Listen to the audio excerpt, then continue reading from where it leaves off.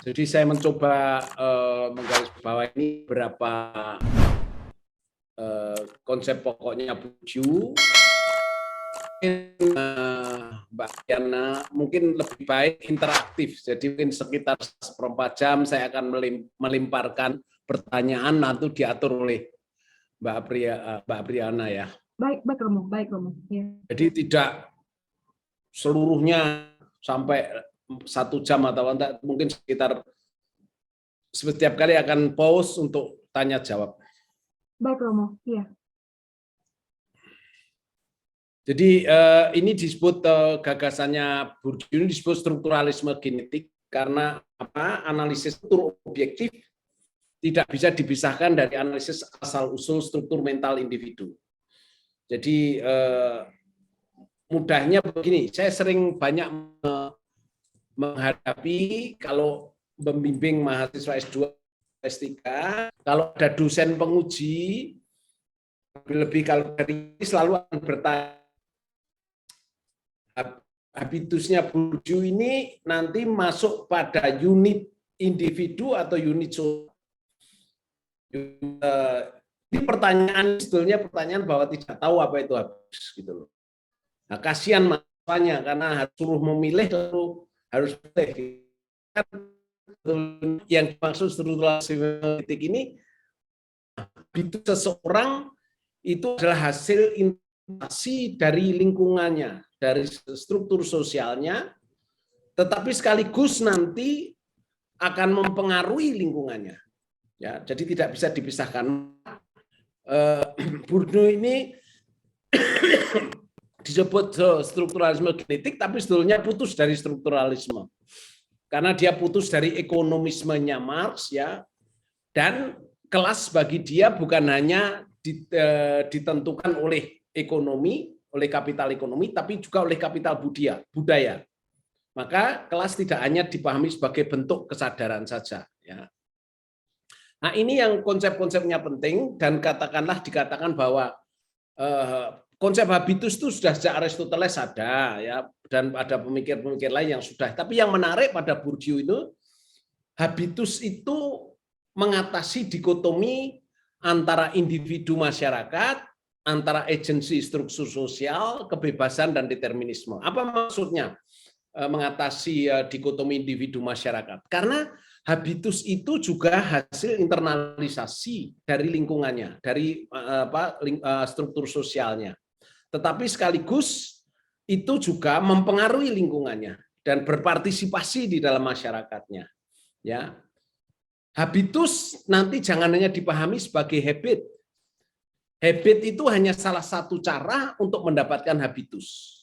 Nanti akan saya detailkan mengapa tidak bisa hanya diterjemahkan habit, karena ada 3 dimensinya yang tidak tercantum di dalam istilah habit itu. Ya.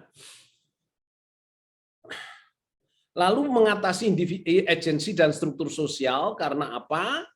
Karena di sini sekaligus kalau orang mengatakan kalau struktur sosial itu kan seperti determinisme gitu, seperti ditentukan oleh lingkungannya. Yang menarik waktu saya memberikan ini pernah sudah berapa tahun yang lalu memberikan ke dosen-dosen psikologi UI, ada yang bertanya, nah, nanti habitus itu apa bedanya dengan behaviorisme yang sekedar conditioning lingkungan? Tidak, kalau habitus itu tidak hanya sekedar hasil dari conditioning lingkungan, tetapi habitus itu dikaitkan juga dengan tradisi kelas sosial, ya. Itu bedanya dengan behaviorisme nanti, ya.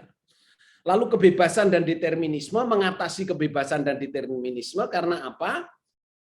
Saya menganalogikan habitus itu seperti orang belajar piano. Pada awalnya guru les piano itu akan melatih supaya yang diajar itu setiap 10 menit atau 15 menit pertama itu hanya belajar do re mi fa sol la si do, do re mi fa sol la si do. Dan begitu itu setiap kali mulai les begitu itu sampai 3 bulan.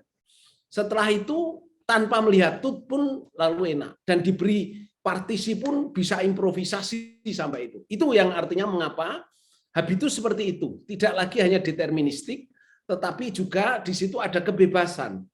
Maka kalau dalam keluarga mempunyai anak 4, ada 3 yang gagal, tapi ada 1 yang berhasil, itu menunjukkan bahwa tidak deterministik. Ya, artinya ada satu variabel atau yang lain yang mengubah sehingga ada suatu kreativitas juga di sana, bukan deterministik. Itu konsepnya. Nanti akan saya detailkan lagi tentang konsep habitus ini. Dan yang menarik juga adalah dia mengatakan bahwa ini warisan dari Marx tentu saja, bahwa ternyata dalam hidup ini kita tidak bisa tidak itu bersaing, ya, saling mendominasi atau didominasi. Tetapi apakah kita mendominasi itu tergantung dari kepemilikan kapital. Ya, kapital ekonomi, kapital budaya, kapital sosial, kapital simbolik. Tetapi Bourdieu juga mengatakan akumulasi atau kepemilikan kapital tidak menjamin bisa mendominasi, karena masih ditentukan juga strategi penempatan kapital. Ya, jadi strategi penempatan kapital juga menentukan. Ya, maka kalau ada orang yang sering mengeluh, wah kalau saya itu kalau usul sesuatu nggak pernah dianggap, nggak pernah diterima. Dia sebetulnya sedang menceritakan aibnya sendiri. Artinya apa? Kamu punya kapital apa usul-usul gitu loh. Istilahnya begitu loh kalau dari bahasanya Bourdieu itu. Jadi ini menjadi penting. Maka nanti kita akan melihat mengapa strategi penempatan kapital bisa menjadi sangat menentukan, karena bisa saja orang yang kapital budayanya misalnya lulus S1 IP-nya cuma 3, tapi cepat dapat pekerjaan, sedangkan yang lulus IP-nya 3,9 nggak cepat dapat pekerjaan. Bisa saja yang kapital yang IP-nya 3 itu, artinya kapital budayanya 3 itu, mempunyai kapital sosial, punya jaringan, punya kenalan, punya koneksi, sehingga mudah diterima. Jadi tergantung nanti sungguh-sungguh strategi penempatan kapitalnya. Yang tinggi kapital ekonominya tidak menjamin dia akan berhasil juga. Jadi di sini akan tergantung arena. Kita hidup di dalam berbagai arena, ya, ada di arena pendidikan, ada di kalau kita di hidup kita itu hidup dalam berbagai lapisan arena, ya. Kalau di kantor itu tergantung kantor apa, di situ biasanya kapital budaya yang akan menentukan, kompetensi teknis yang akan menentukan, tapi juga bisa juga kompetensi kapital sosial, koneksi, jaringan itu juga akan menentukan. Jadi bagaimana kita, keberhasilan kita di dalam bersaing atau dalam dominasi atau tidak, itu kemampuan kita membaca arena. Di arena ini kapital apa yang dipertaruhkan, ya. Itulah maka arena ini kita bisa arena pendidikan, di masyarakat kita mungkin kapital ekonomi menjadi penting, ya. Kalau kita punya uang lalu dihargai, karena kalau ada kegiatan-kegiatan kita menjadi donatur, bisa berpengaruh. Tapi bisa juga kapital sosial karena punya jaringan. Bisa juga kapital simbolik, ya. Kiai, pastor, pendeta itu adalah kapital simbolik. Nama besar itu adalah kapital simbolik. Pengakuan sosial terlembagakan seperti profesor, ya, seperti pimpinan daerah, itu adalah kapital simbolik. Jadi nanti tergantung di arena apa kita bermain, sehingga apa yang dipertaruhkan dalam kapital itu. Lalu yang menarik bagi kita juga gagasan dia tentang distinction. Distinction itu membedakan diri, ya. Membedakan diri sebagai strategi kekuasaan, ya. Ini contoh sederhana aja, kalau misalnya ada yang baru saja liburan keliling Eropa, pulang nggak ditanya oleh temennya. Nah, kalau nggak ditanya kan rugi, sudah banyak, sudah keliling sana nggak ada yang nanya. Lalu dia yang pura-pura nanya, kemarin liburan kemana? Oh, saya ke Bali. Berapa hari? Seminggu. Seneng nggak di Bali? Enggak. Kenapa nggak seneng? Karena setiap hari hujan. Oh, sama. Saya juga liburan tapi hujannya hujan salju gitu. Ya, jadi membedakan diri untuk menempatkan diri pada tempatnya. Pakai merek, ya. Terus makan di restoran mana, ya, minum di Starbucks, itu adalah distinction. Jadi Bourdieu nanti akan mengatakan distinction ini salah satu strategi kekuasaan. Biasanya distinction itu menurut Bourdieu di 3 hal, yaitu makanan, penampilan, dan budaya. Dan Bourdieu meneliti luar biasa dengan judulnya Distinction, buku dia. Itu luar biasa. Jadi dia bisa meneliti kelas populer, kelas menengah, kelas bourgeois itu konsumsinya apa saja. Gaya hidupnya seperti apa. Lalu juga belanjanya di mana saja. Perginya liburan kemana saja. Yang dibeli apa saja. Itu diteliti banyak, sampai detail-detail. Jadi dalam bukunya Distinction itu sekaligus mixed method. Dia menggunakan metode kuantitatif dan kualitatif sekaligus. Menarik sekali, menarik sekali. Ini kurang lebih 4 sumbangan yang sangat berarti. Sebetulnya saya tambahkan satu lagi yang disebut nanti kekerasan simbolis. Ya, kekerasan simbolis itu adalah kekerasan di mana korbannya menyetujui menjadi korban. Ya, nanti beroperasi melalui bahasa, melalui simbol, dan melalui representasi. Nanti akan saya jelaskan masing-masing satu persatu. Ini kurang lebih pengantar untuk konsep-konsep baru yang dicoba diperkenalkan oleh Pierre Bourdieu. Oke, sampai sini dulu. Apakah ada pertanyaan atau menunggu saya menjelaskan masing-masing? Kalau sudah ada yang mau bertanya, silahkan.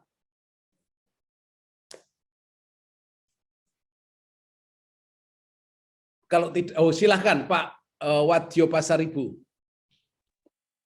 Itu Mbak. Baik, Ada satu orang, Pak. Ya. Pak. Iya Romo. Pak Wadyo Pasaribu, silakan. Iya, karena Romo membuka cara berdialog seperti ini, mohon izinkan saya juga berbicara. Nah, yang saya sejauh yang saya coba pahami mengenai Pierre Bourdieu, yang sekarang banyak dikutip oleh orang-orang, khususnya para aktivis progresif ya, untuk melakukan perubahan. Nah, Romo, persisnya pada yang Bourdieu maksud gitu, mohon dikoreksi jika salah. Bacanya Bourdieu, jangan Badiou. Ada Alain Badiou, ada Pierre Bourdieu. Ini Pierre Bourdieu. Pierre Bourdieu, ya. Nah, ada satu paragraf dia yang saya terjemahkan itu begini, bahwa habitus itu adalah produk dari aktivitas atau upaya inculcation, penanaman, dan apropriasi atau penghayatan yang diperlukan. Apropriasi itu menjadi milik diri. Nah, tapi di situ ada dalam paragraf itu diperlukan agar produk yang merupakan sejarah kolektif, struktur objektif itu berhasil mereproduksikan diri mereka sendiri. Sekurang-kurang bisa dalam bentuk disposisi atau etos yang tahan lama. Nah, ini yang saya bingung. Bagaimana itu bisa berubah menjadi etos? Makasih.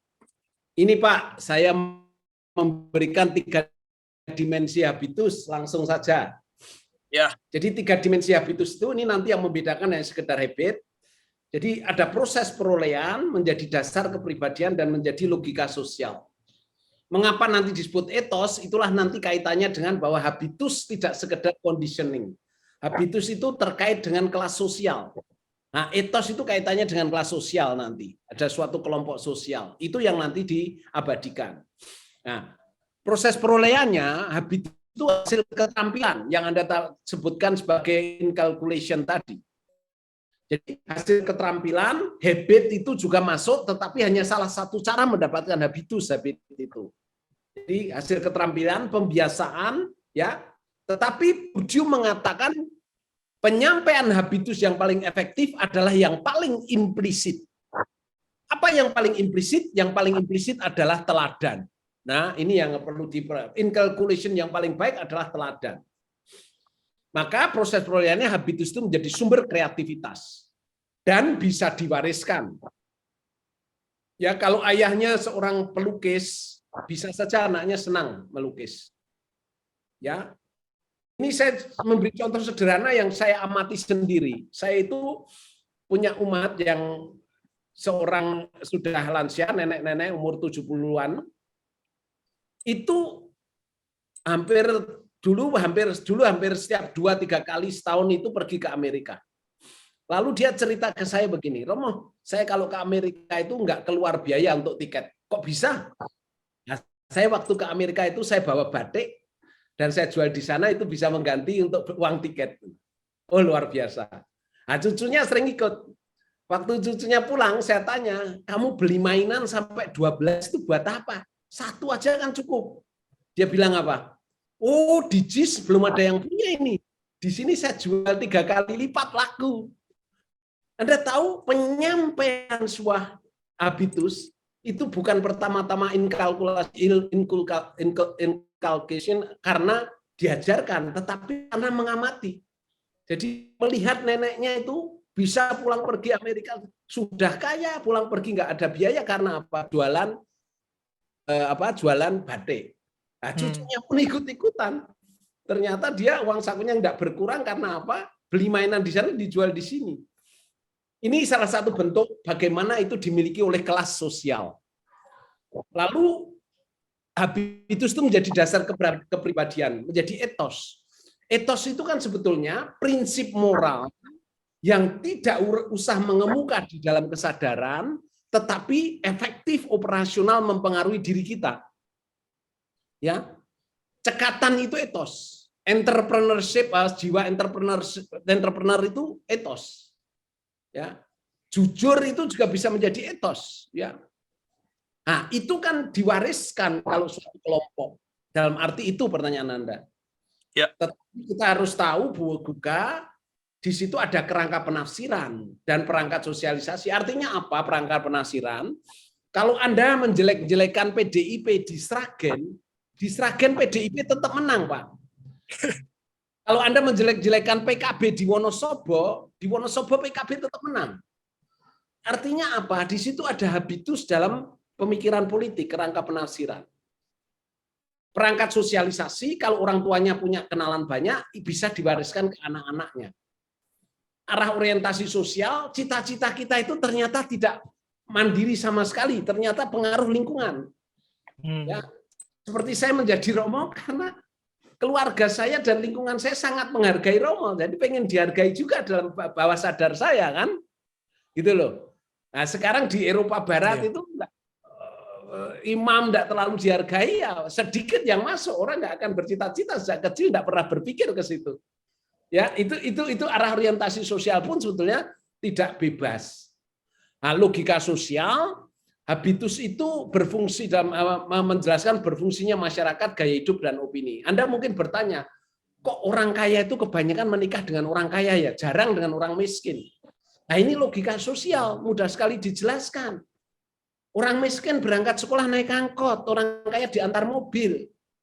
Di sekolah, yang kaya-kaya ngegeng sendiri. Pulang sekolah, yang kaya ke Starbucks, yang miskin cari rumput. Nah, kapan ketemu?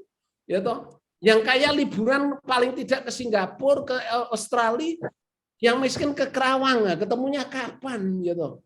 Gitu loh. Jadi ini mengenai logika sosial, ini gaya hidup itu seperti itu. Begitu ya Mas, pertanyaannya kurang lebih sekaligus saya menjelaskan 3 dimensi habitus. Oke, monggo Romo. Terima kasih. Ya.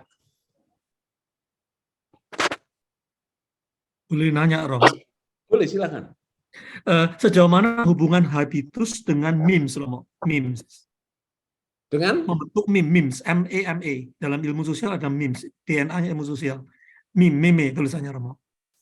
Nah, itu apa maksudnya yang dimaksud memes? Memes itu seperti gini. Kalau di Indonesia, misalnya orang tuh masak nasi itu dari turun-menurun. Ya. Jadi semacam DNA tapi level sosial. Ya. Mengapa orang Indonesia bisa masak nasi? Karena memang dari turun-menurun, jamu. Tapi orang Barat kentang itu, nah inherited sosial itu disebut memes, Romo. Dan saya rasa habitus penyumbang banyak dalam hal itu. Betul ya, Romo? Betul, ada. Hanya memang biasanya kalau kita melihat habitus itu kaitannya dengan perilaku. Ya, biasanya. Tapi bahwa itu adalah sesuatu yang diturunkan, cara kerja salah satu bentuk yang diturunkan, ya bisa saja menjadi bagian itu. Termasuk pola pikir, Romo, ya? Juga bisa ya? Pola pikir, Romo? Bisa. Termasuk ini kerangka penafsiran ini masuk pola pikir, Pak. Kalau di Indonesia misalnya ada macam-macam setan gitu ya, tapi orang Barat lain, formatnya beda gitu. Ada Gondoruo, ada kuntilanak, ada. Kalau saya di Barat gitu, bukan. mengalami sendiri, saya punya teman orang Perancis yang dulu pernah menjadi direktur LIP di Jogja. Iya. Orang Jawa, dia suatu ketika cerita ke saya, Moko, kamu itu enak ya, kalau ada masalah kamu bisa berdoa. Iya, iya. Aku ini tidak ada konsep Tuhan itu nggak ada. Nggak bisa saya itu kalau kesulitan minta tolong Tuhan itu karena sejak kecil nggak ada konsep Tuhan. Nggak ada konsep Tuhan, ya. Ya, ini habitus Pak kalau ini. Iya, iya. Ya, itu. Oke, saya lanjutkan. Terima kasih Romo, menarik. Ya. Silakan lanjut Romo.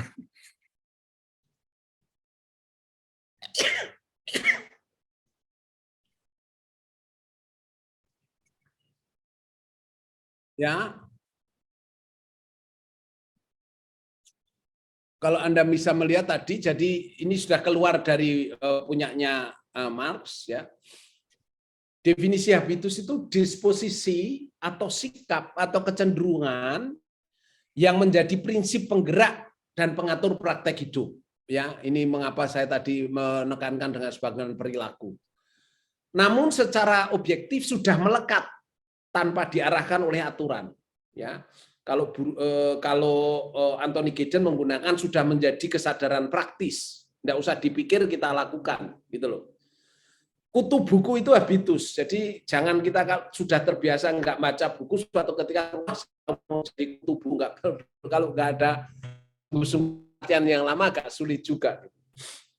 Nah, disitulah yang dikaitkan tanpa diarahkan oleh aturan, tetapi secara kolektif sudah harmoni tanpa harus dibikin. Itulah mengapa suatu kelompok masyarakat dengan habitus tertentu, ya.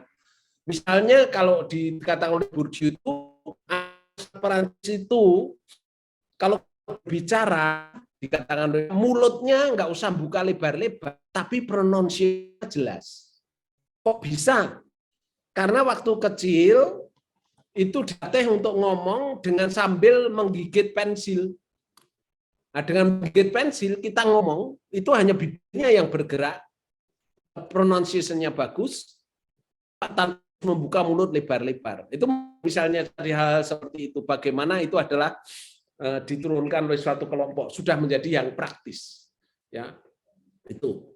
Jadi habitus itu hasil internalisasi struktur sosial, pada gilirannya akan mempengaruhi struktur sosialnya.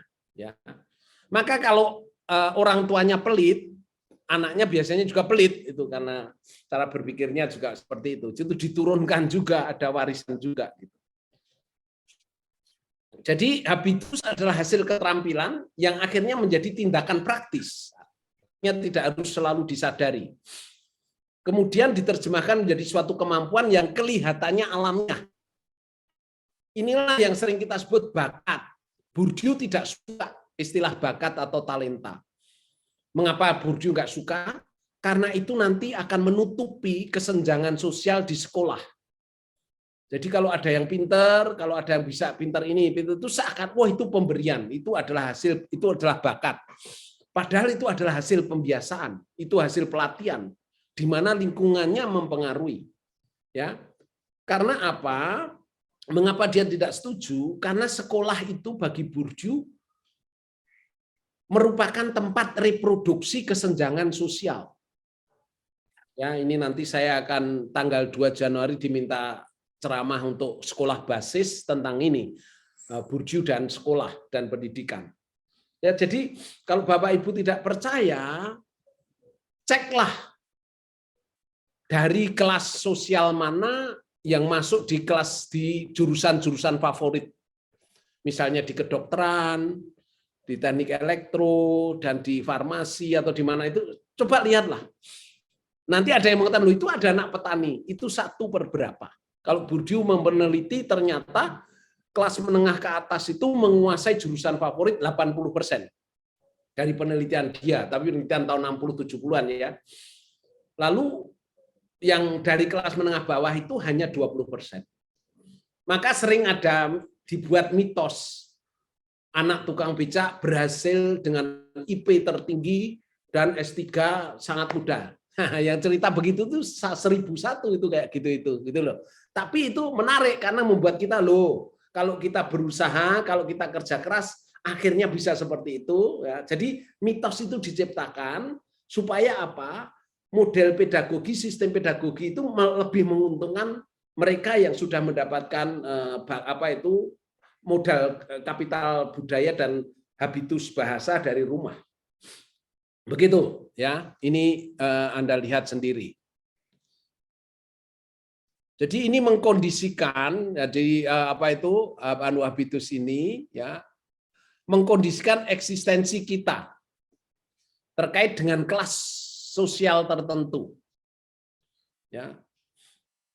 Sistem disposisi yang berlangsung lama dapat ditularkan, tapi bisa berperan sebagai prinsip pembangkit pengorganisir praktek-praktek baru. Maksudnya apa ini? Kalau Anda lancar bahasa Inggris, Anda akan mempunyai hobi baru, ya. Suka korespondensi dengan orang asing, ya. Suka main misalnya Ome TV, ya, karena ketemu orang asing Anda menjadi lebih enak, tidak takut, tidak minder. Jadi habitus itu bisa membangkitkan, mengorganisir praktek-praktek baru. Suka baca buku, suka beli buku karena banyak ide-ide baru yang berbahasa Inggris, gitu misalnya. Nah, itu habitus, menjadi pembangkit, pengorganisir praktek representasi yang bisa sesuai dengan tujuan. Dan tanpa harus membidik suatu tujuan secara sadar untuk mencapai, tapi kita lakukan, ya.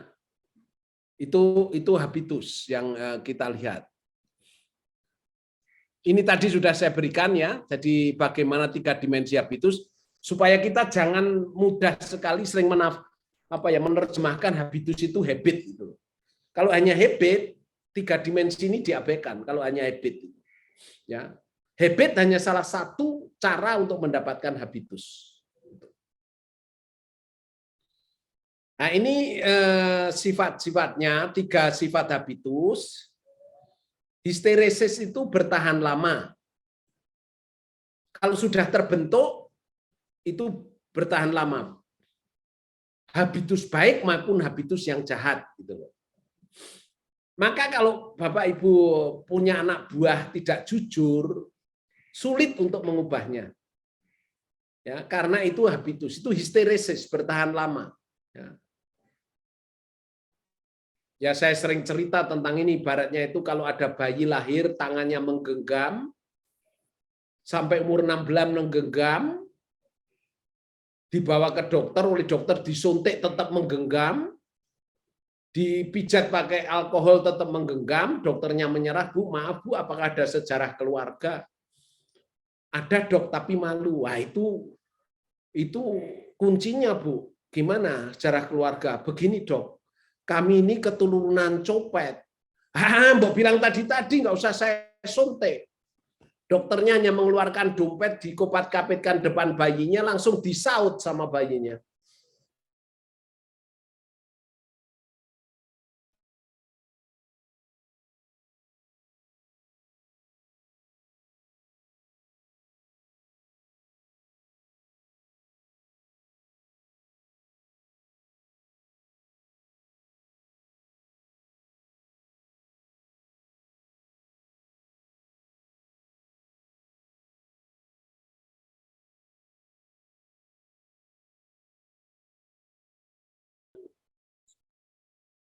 Generator itu mendorong tumbuhnya praksis baru. Tadi sudah saya jelaskan. Ya, ini sampai sekian dulu habitus. Apakah ada pertanyaan atau sesuatu yang tidak jelas atau keberatan? Silahkan. Ada Romo, ada yang bertanya. Silahkan. Pak Wadi lagi nih Romo. Silahkan Pak. Silahkan di-unmute Pak. Ya, silakan diambil Pak Wadi. Halo Pak Wadyo. Oh, enggak ada. Yang lain, Pak. Yang lain, Pak. Iya, Romo tadi di room chat ada pertanyaan. Oke. Sebentar. Sekarang sudah iya. bisa. Iya, Pak Wadio, silakan Pak Wadio. Romo, berarti habitus itu adalah produk sosialisasi. Salah satunya. Oke. Nah, saya mau membandingkan dengan kebudayaan. Masyarakat Indonesia misalnya, kita itu kan punya kebudayaan, punya nukleus kebudayaan kita yang didefinisikan oleh para filsuf kebudayaan sebagai harmoni kosmik.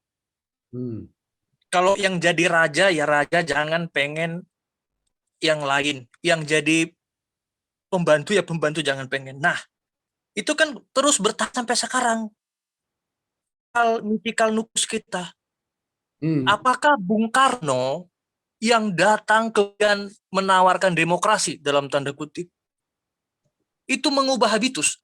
Apakah yang harmoni kosmos itu, feodalistik itu habitus, kemudian Bung Karno mengubah itu dengan menawarkan habitus yang baru? Menurut pendapat Romo. Jadi kalau itu sebetulnya jawabannya begini ini Pak. Kelompok kalau dikatakan oleh Roland Barthes, kelompok borjuis itu senang menciptakan mitos supaya semua percaya bahwa mereka harus mengubah budayanya mengikuti kelompok atas. Jadi itu adalah cara untuk mempertahankan kekuasaan. Itu adalah model itu kan sebetulnya kalau Bapak tadi mengatakan budaya, apakah itu budaya? Itu adalah mitos. Ya. Maka itu nanti akan dipecah oleh Bourdieu misalnya dengan mengatakan bahwa tulisan dia dalam La Reproduction itu sekolah itu reproduksi kesenjangan sosial. Ya. Bagaimana dia ingin mengatakan seakan-akan bakat itu dibenarkan sehingga yang di rumah sudah, kalau orang ke menengah ke atas Pak, sekolah itu kelanjutan dari budaya di rumah. Sedangkan untuk kelas menengah ke bawah, sekolah itu budaya baru. Sehingga di situ ada suatu kesenjangan kesempatan. Jadi kesempatan sebetulnya tidak sama sejak awalnya itu. Gitu loh Pak anunya. Lalu budaya itu juga itu kan sebetulnya timbal balik kalau kita melihat dia modelnya siapa? Modelnya Edgar Schein itu Pak. Edgar Schein ya. Ya, budaya itu kan kalau kita lihat sebetulnya ini loh. Ada lapis atas artefak, nilai bersama asumsi. Nah, kita itu sering mengira kalau sudah muncul di permukaan, sudah ada tampilannya secara fisik, ada strukturnya, ada organisasi, seakan-akan itu budaya. Padahal itu baru bagian dari yang lebih dalam lagi, nilai-nilai. Dan kalau dipraktekkan baru sungguh-sungguh menjadi asumsi yang mendasari. Tapi saya sanggah Romo, tetapi kan kebudayaan juga ditafsirkan oleh Oswald Spengler itu bukan patrimoni. Maksudnya apa? Yang Maksudnya dimaksud begini. Maksud saya begini. Maksud saya antara kebudayaan sebagai patrimoni dengan atau sebagai warisan ideal itu berbeda dengan peradaban gitu. Iya memang. Budaya itu kan yang upaya untuk selalu memperbaiki habitat dan kualitas hidup. Ya, tujuan akhir saya sebenarnya ingin bertanya, bagaimana kita dapat mengkontekstualisasikan, mengimplementasikan Pancasila itu bisa masuk ke seluruh orang dan per individu. Itu sebenarnya akhir dari pertanyaan saya. Ya, yang saya kan kita justru saya menggunakan punyanya Edgar Schein karena itu. Pancasila itu masih artefak, Pak. Pancasila artefak. Ketika kita mulai sosialisasi, mulai mengenali bahwa itu ada nilainya bersama, itu nilai bersama. Tapi belum sampai pada asumsi mendasar menjadi penghayatan. Nah, untuk sampai ke situ, Pak, itu harus istilah saya kita menggunakan metodenya Kuifi harus menjadi sesuatu yang konkret Pak, yang detail menjadi konkret ya. Yang saya maksud konkret apa? Gini Pak, apa yang disebut sebagai modelnya ini Pak. Misalnya ya. Sila ketiga kesatuan. Persatuan Indonesia itu konsep Pak, itu abstrak gitu Pak. Bagaimana yang abstrak itu harus menjadi detail, menjadi indikator. Nah, kita sering mengira kalau sudah menghafalkan yang konsep yang abstrak itu sudah tahu, padahal kita harus turun sampai pada indikatornya apa, supaya bisa dipraktekkan, supaya bisa menjadi dihayati. Jadi itu harus turun itu Pak, konsep untuk memecahkan masalah apa supaya bisa dipecah menjadi dimensi. Dan dari dimensi nanti itu masih abstrak lagi, harus turun sampai indikator, sampai bisa diukur, sampai bisa kita tahu ini toh maksudnya. Begitu Pak. Nah, kita lemah di sini Pak. Kita sudah mengira kalau menghafal di konsep sudah melakukan. Tahu tidak sama dengan melakukan, itu masalahnya Pak. Untuk bisa melakukan harus ada jembatan. Jembatannya itu ini sampai indikator, dan yang kedua modalitas. Itu Pak. Terima kasih, itu terakhir dari saya. Terima kasih Romo. Oke, Pak Nurudin. Iya, silakan Bung. Romo bisa terdengar? Bisa, Ya. bisa Bung. Iya, ya. Ada dua pertanyaan Romo. Yang pertama, kalau kita pakai habitus tadi untuk melihat Piala Dunia, jadi kalau saya pikir berarti sebenarnya kalau negara-negara yang tidak punya habitus main bola itu ya sebenarnya ya cuma tadi ya Romo, mitos ya, seakan-akan wah bisa, ya kan? Ya. Tapi sebenarnya ya enggak juga. Ya. Sama seperti itu Romo. Itu yang pertama. Yang kedua, tadi saya tertarik soal yang apa itu tadi habitus, juga kaitannya ini Romo dengan institusi pendidikan. Kan kemarin sempat ramai soal kekerasan seksual dan kemudian dibikin undang-undang kekerasan seksual lah. Tapi kalau dilihat dari habitus tadi, bukankah kayak semacam itu tuh juga sulit ya Romo, karena sudah pembiasaan lama gitu, gimana undang-undang bisa mengatasi kayak gitu? Kalau melihat dari Bourdieu itu gimana kira-kira mengatasi? Nah, itu kan harusnya kan harus Seperti praktek setiap hari. Sebetulnya Pak, kalau dilihat tadi ya dari undang-undang itu kan ibaratnya seperti ini loh Pak, mana yang saya tadi berikan kepada Bapak ya. Ini Pak, undang-undang itu kan artefak Pak.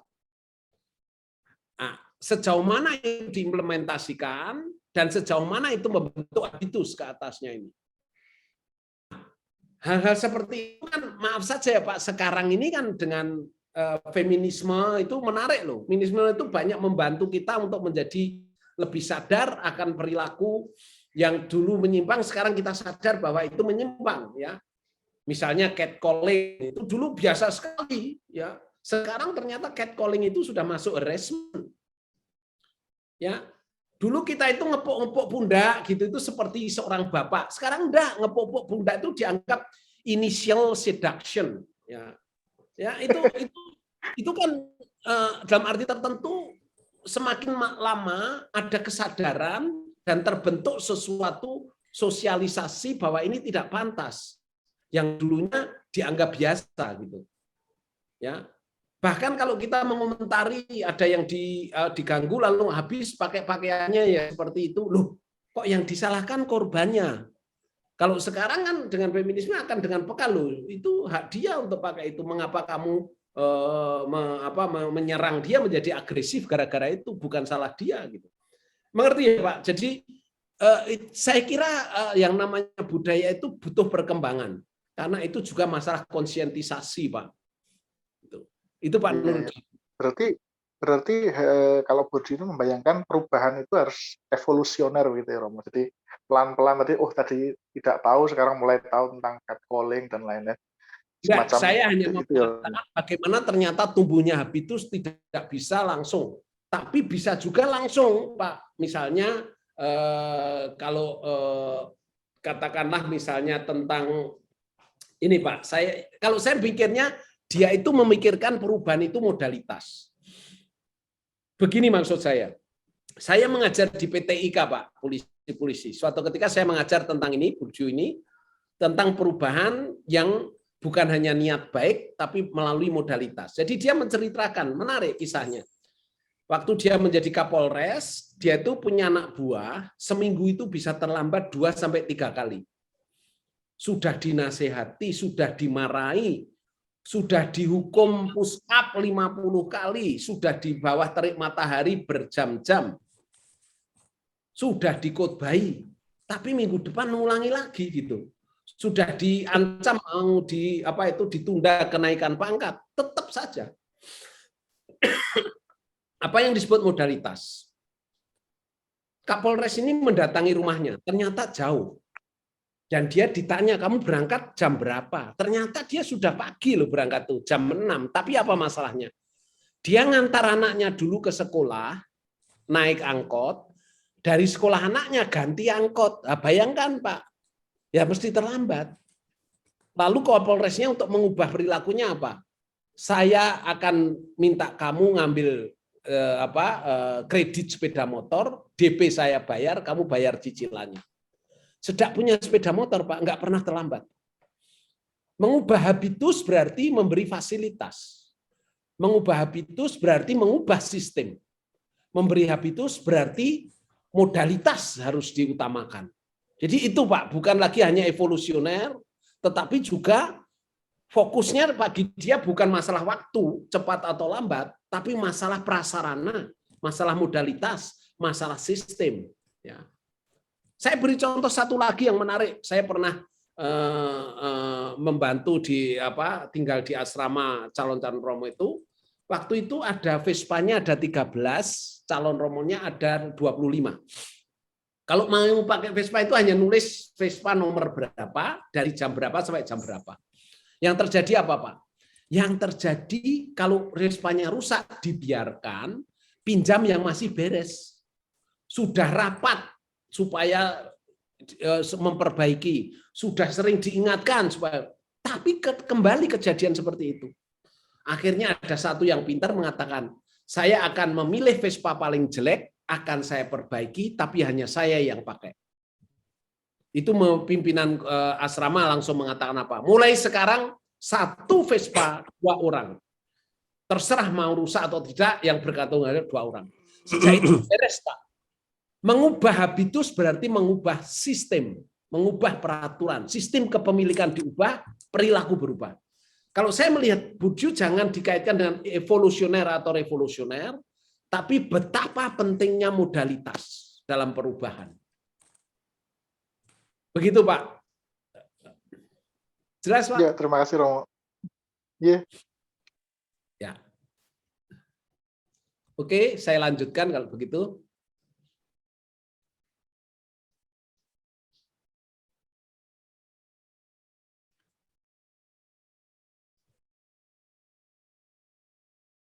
Nah, ini juga dua prinsip habitus.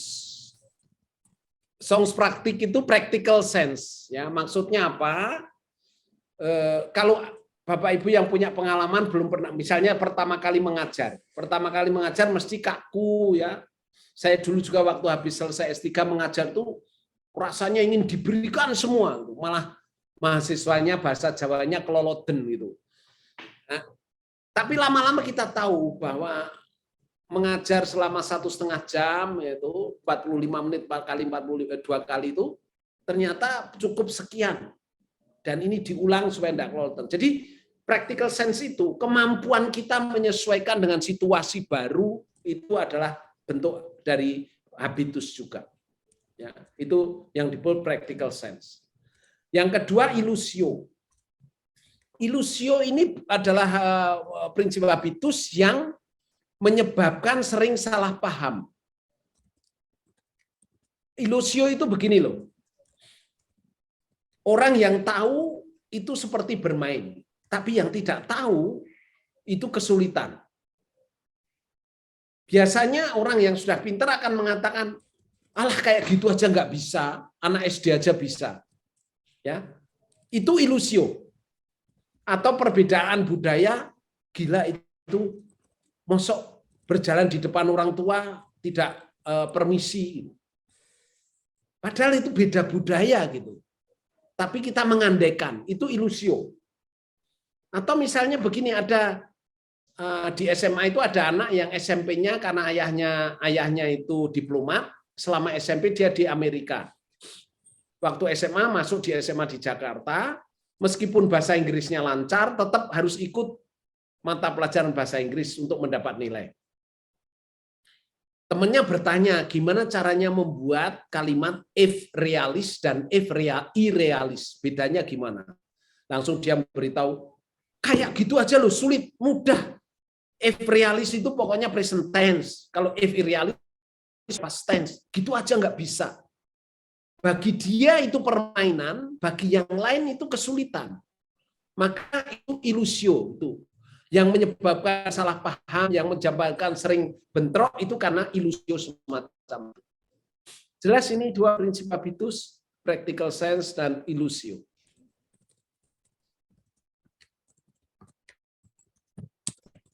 Saya lanjutkan. Nah, ini adalah bagaimana ada dua prinsip habitus yang disebut habitus originer dan habitus kas. Disposisi primer ini biasanya berasal dari keluarga, ya. Kalau mendapat di keluarga bagus, biasanya cukup bagus, ya, cukup berkembangnya juga bagus. Tapi menarik, saya pernah membimbing S3 dari PTIK, polisi yang meneliti tentang habitus ini di polisi, di kalangan polisi. Jadi ternyata meskipun dari keluarganya itu orangnya saleh, tetapi dia teliti kok setelah masuk profesi kok sama saja dengan yang lain gitu. Pengaruh lingkungannya besar gitu. Dan pengaruh keluarga bisa kalah gitu. Nah, itu menarik dari temuan dia. Ya, bagaimana kita lalu akan melihat kondisi macam apa yang membuat sehingga habitus keluarga itu hilang gitu. Atau kalah dengan habitus profesional. Ya. Itu yang disebut disposisi sekunder, habitus kas itu ya. Itu begitu. Itu menarik itu.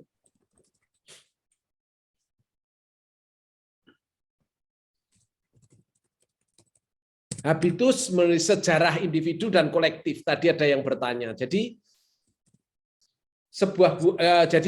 habitus itu buah dari sejarah. Menghasilkan praktek baik individual maupun kolektif sesuai dengan skema yang dikandung oleh sejarah. Habitus menjamin kehadiran aktif pengalaman masa lalu yang berbentuk skema persepsi, pemikiran, ya, terutama aturan formal dan norma tersurat untuk menjamin kesesuaian praktek sepanjang waktu. Ya, maka kan kelas-kelas itu nanti kan Bourdieu membagi kelas bourgeois itu kelas atas, bourgeois kecil itu kelas menengah, dan kelas populer. Nanti masing-masing kelas itu ingin mempertahankan diri. Kelas atas biasanya distinction, kelas menengah distinction terhadap kelas bawah. Karena dia tidak mau disamakan, dia ingin lebih ke atas gitu. Modelnya habitus itu.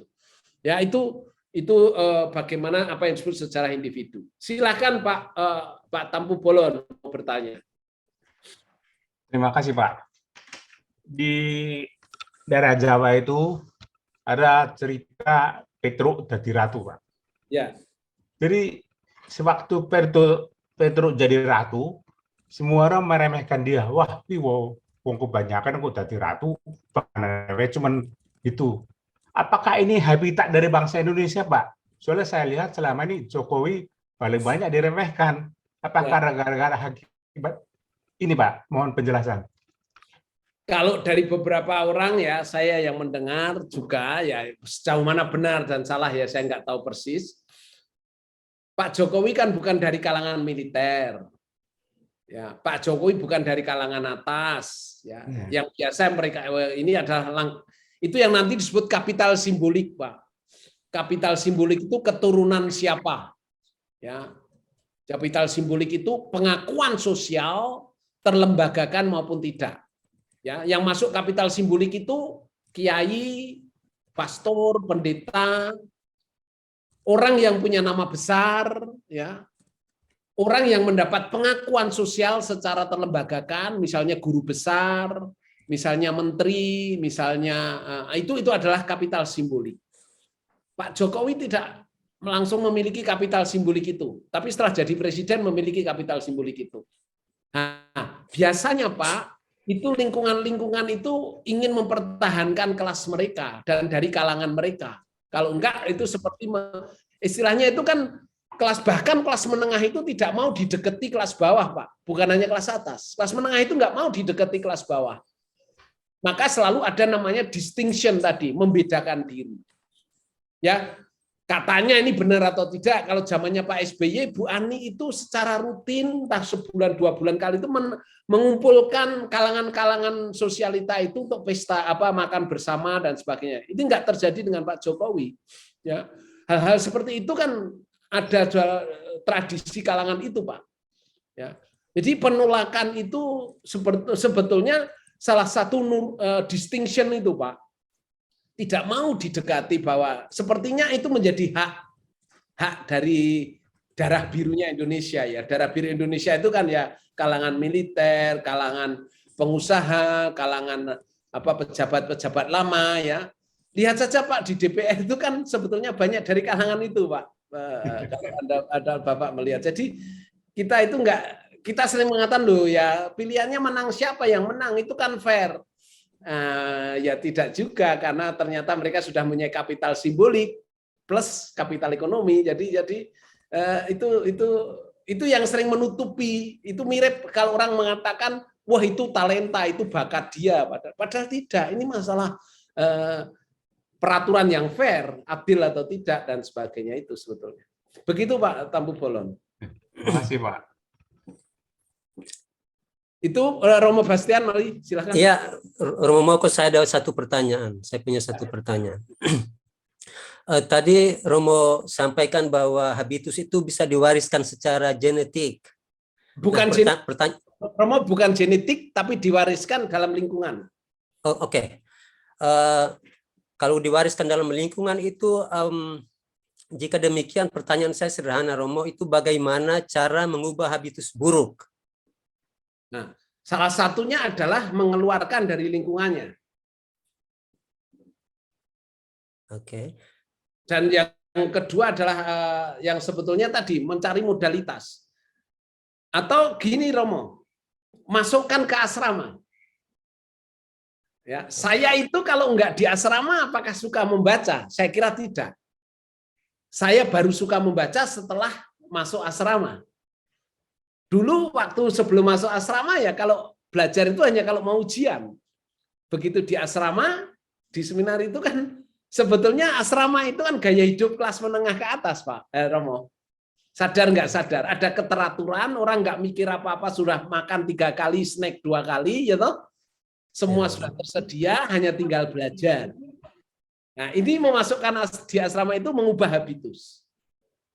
Atau kalau yang Anda kalau nanti melihat Akademi Teknik Mesin Industri yang di Solo, itu mengubah habitus karena apa? Belajarnya itu dari jam 7 pagi sampai jam 4 sore. 30% teori, 70% praktek. Harus disiplin. Terlambat 10 menit, harus ganti nanti setelah jam 4, harus 1 jam kerja di bengkel. Nah, itu mengubah. Mereka sangat disiplin, mereka sangat teratur, presisi, dan sebagainya. Jadi, harus tahan lama. Asrama dan model sekolah yang berlangsung lama itu begitu, mengubah habitus. Ya. Boleh saya lanjutkan, Romo, dengan pertanyaan kedua, dan ada pertanyaan ketiga juga bila diizinkan. Ya. Pertanyaan yang kedua yang tadi Romo sampaikan contohnya itu perubahan habitus itu dalam level institusi sosial yang lebih kecil ya, seperti pendidikan. Institusi pendidikan. Pertanyaan saya itu apakah Burjo juga mengulas tentang peran negara institusi yang lebih besar itu dalam perubahan habitus, Romo? Saya memberi contoh Filipina, Romo. Okay. Filipina sebelum zamannya Cory Aquino, orang itu seperti Indonesia nggak mau antre. Sejak revolusi Cory Aquino, orang Filipina itu mau naik apapun antre, berani antre. Nggak usah diatur pakai karcis pun sudah antre. Nah, itu bagaimana revolusi seperti itu bisa mengubah juga habitus orang. Di tempat kita sekarang caranya harus diatur, diberi modalitas. Kalau masuk bank harus ngambil karcis dengan nomor antrean. Nah, mau tidak mau harus berubah. Tapi seandainya tidak ada itu, masih rebutan juga gitu, Romo. Oke, Romo. Jadi dari sistem itu bisa ada conditioning semacam itu. Sebetulnya agak sedikit mengurangi korupsi itu dengan adanya e-budgeting ya. Meskipun masih bisa diakali, tapi minimal e-budgeting itu ada kontrol ya, ada kontrol. Tapi kalau e-budgeting dihilangkan ya semakin enak, mau apa saja enak bisa. E-budgeting juga mengubah habitus, Pak Romo. Boleh pertanyaan ketiga, Romo? Ya, terakhir ya, silakan. Oke. Ini tentang kapital dan kelas, Romo. Tadi dalam kenyataannya distribusi kapital itu tidak merata, distribusi kapital tidak merata. Ya, Kalau bila ada distinction seperti yang Romo katakan tadi, apa mungkin social climbing itu apakah mungkin dalam teori Bourdieu? mungkin. Jadi bagi dia apa yang disebut trajektori, social trajektori itu ada. Nanti ada strategi-strateginya. Saya tunjukkan bagaimana strategi untuk naik kelas itu. Dia menggunakan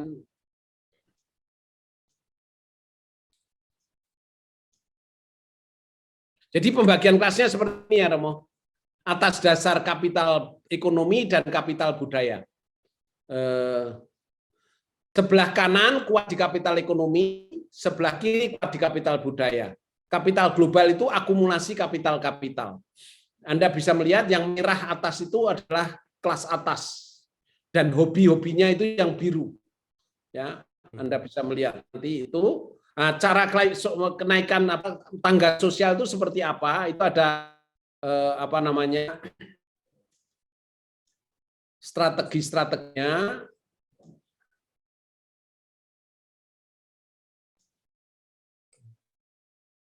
Ini, ini strategi yang ini.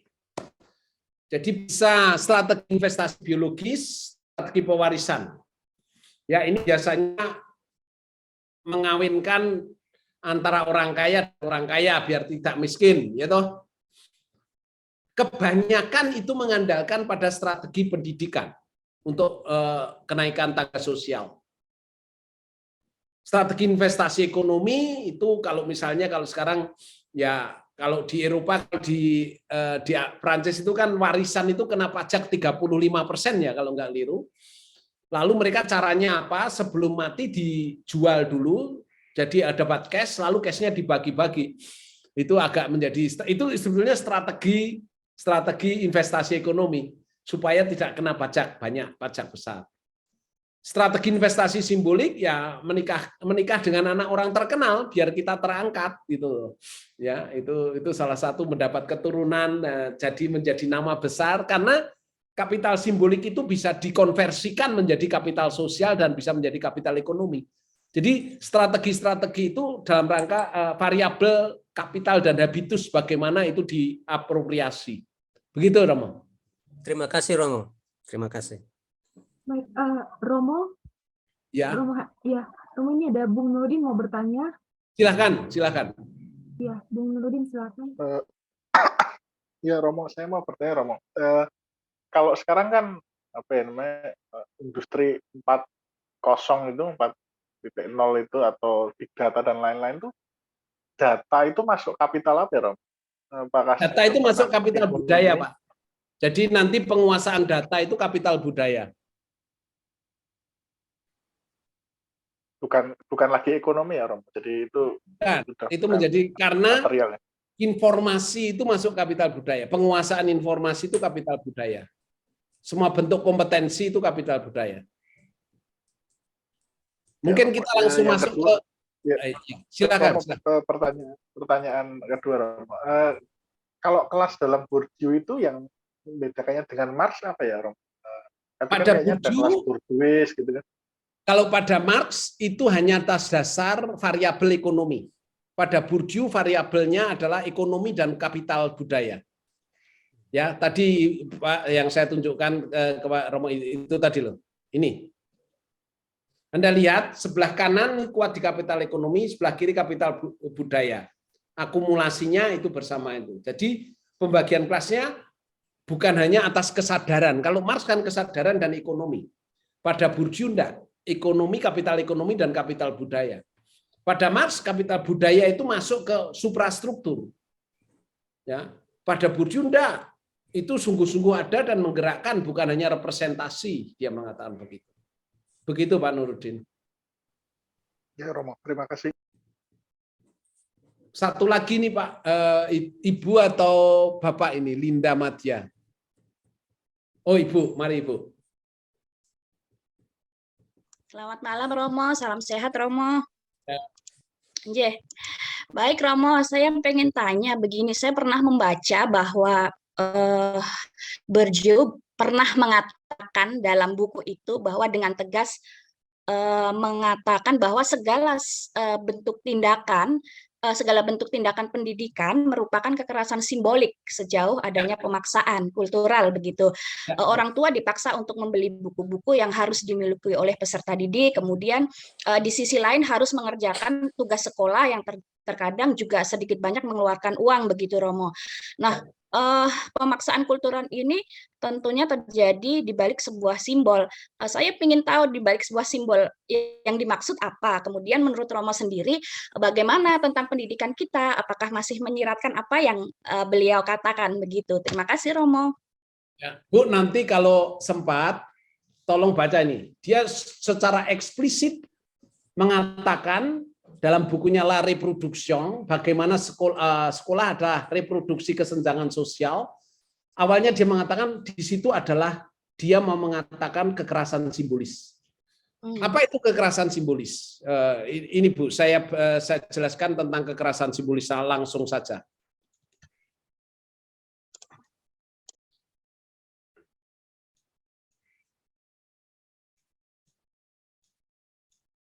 Kekerasan simbolis.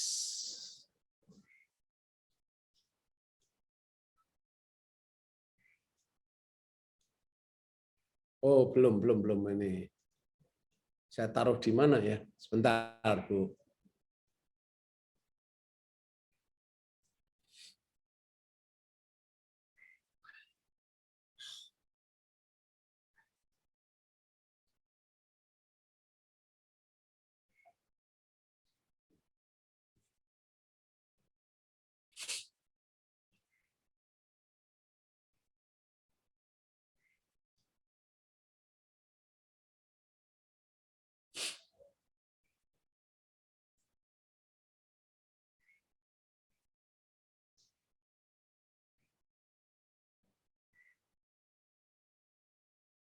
Ini Bu, waduh sebentar.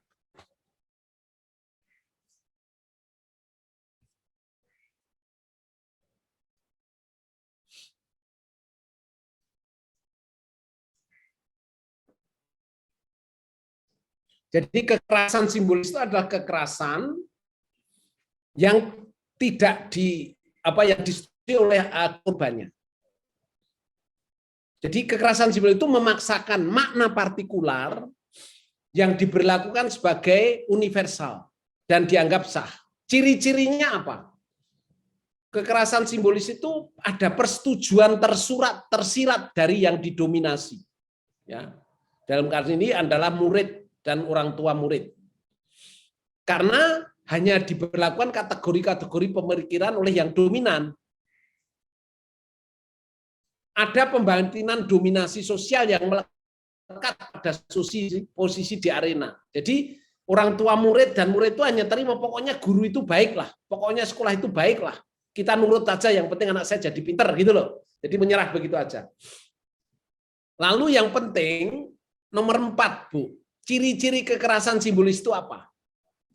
Ketika kita merasa rendah diri, ketika kita merasa tak bermakna, ketika kita merasa tak berguna, ketika kita merasa tidak bisa apa-apa, yang ketika kita tadinya benar jadinya salah, itu ciri-ciri kekerasan simbolis. Dan kekerasan simbolis itu beroperasi dengan 3 cara. Melalui bahasa, melalui simbol, dan melalui representasi. Simbol itu termasuk simbol-simbol agama, Bu. Ya, jadi itu representasi itu ya seperti itu bakat kelas itu.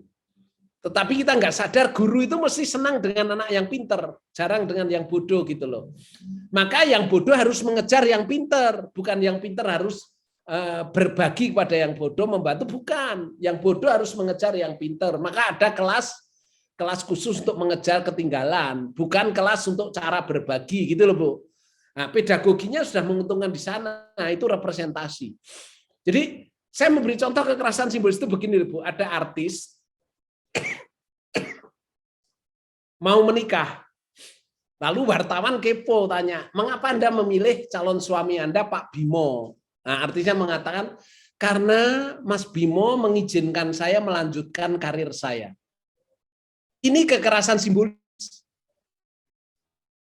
Karena sejak awal sudah mengatakan menerima, diizinkan melanjutkan karir. Apa salahnya kekerasan simbolis? Kekerasan simbolis itu menjadi pintu masuk ke kekerasan psikologis dan kekerasan fisik, jadi dibenarkan. Nanti menikah, sudah punya anak, lebaran, pembantu belum kembali, anak sakit. Suami bilang, "Ma di rumah ya." Istrinya jawab, "Loh Pak, kita akan sama-sama kerja." "Loh, kamu kerja, bisa kerja itu kan karena dulu saya izinkan."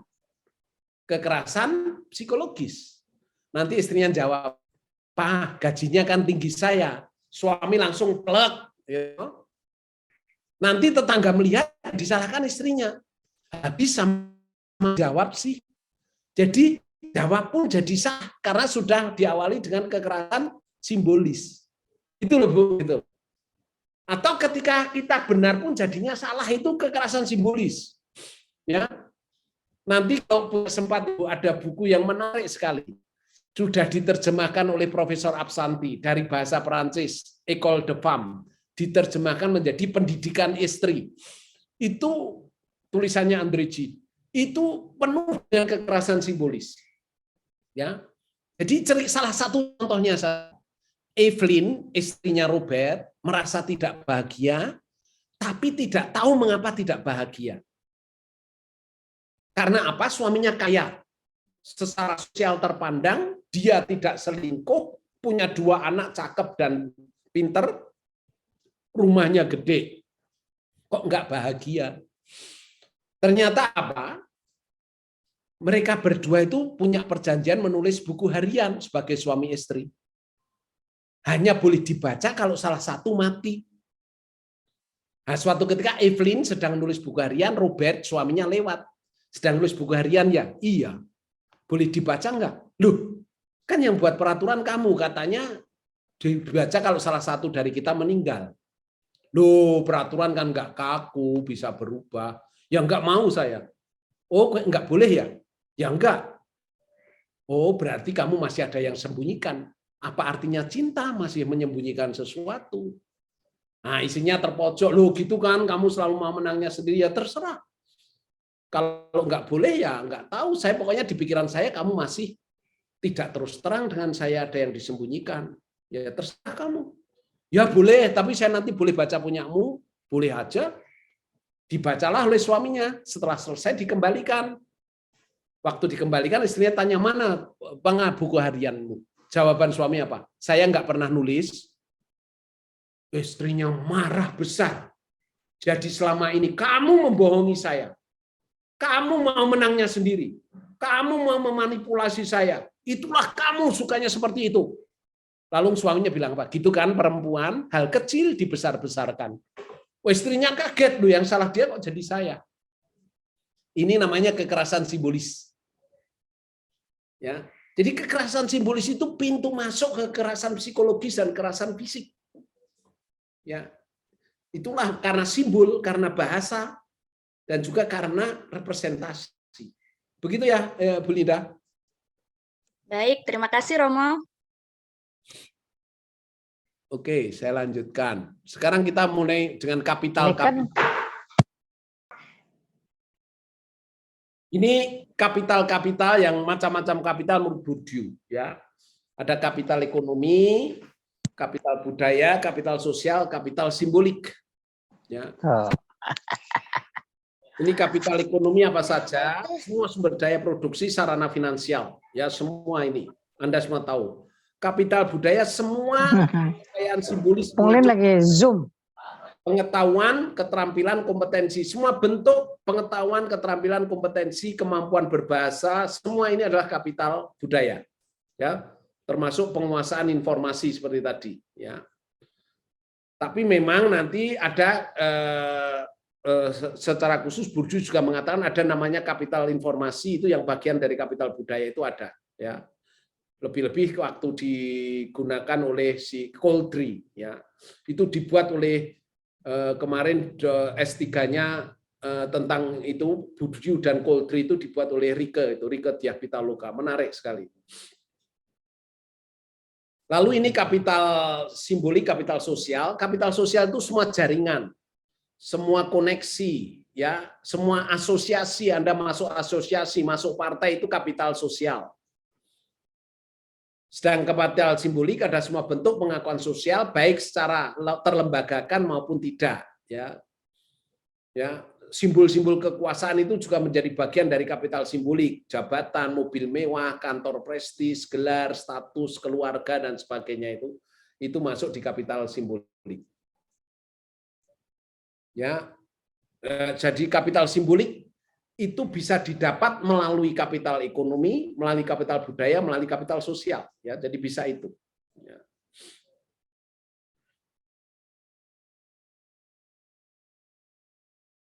Nah, kapital budaya itu dibagi lagi dimensinya, terintegrasi ke dalam diri itu adalah kalau kita belajar sampai S3, kalau kita belajar sampai S2 dan sebagainya itu terintegrasi. Ya, ini yang paling sulit didapat.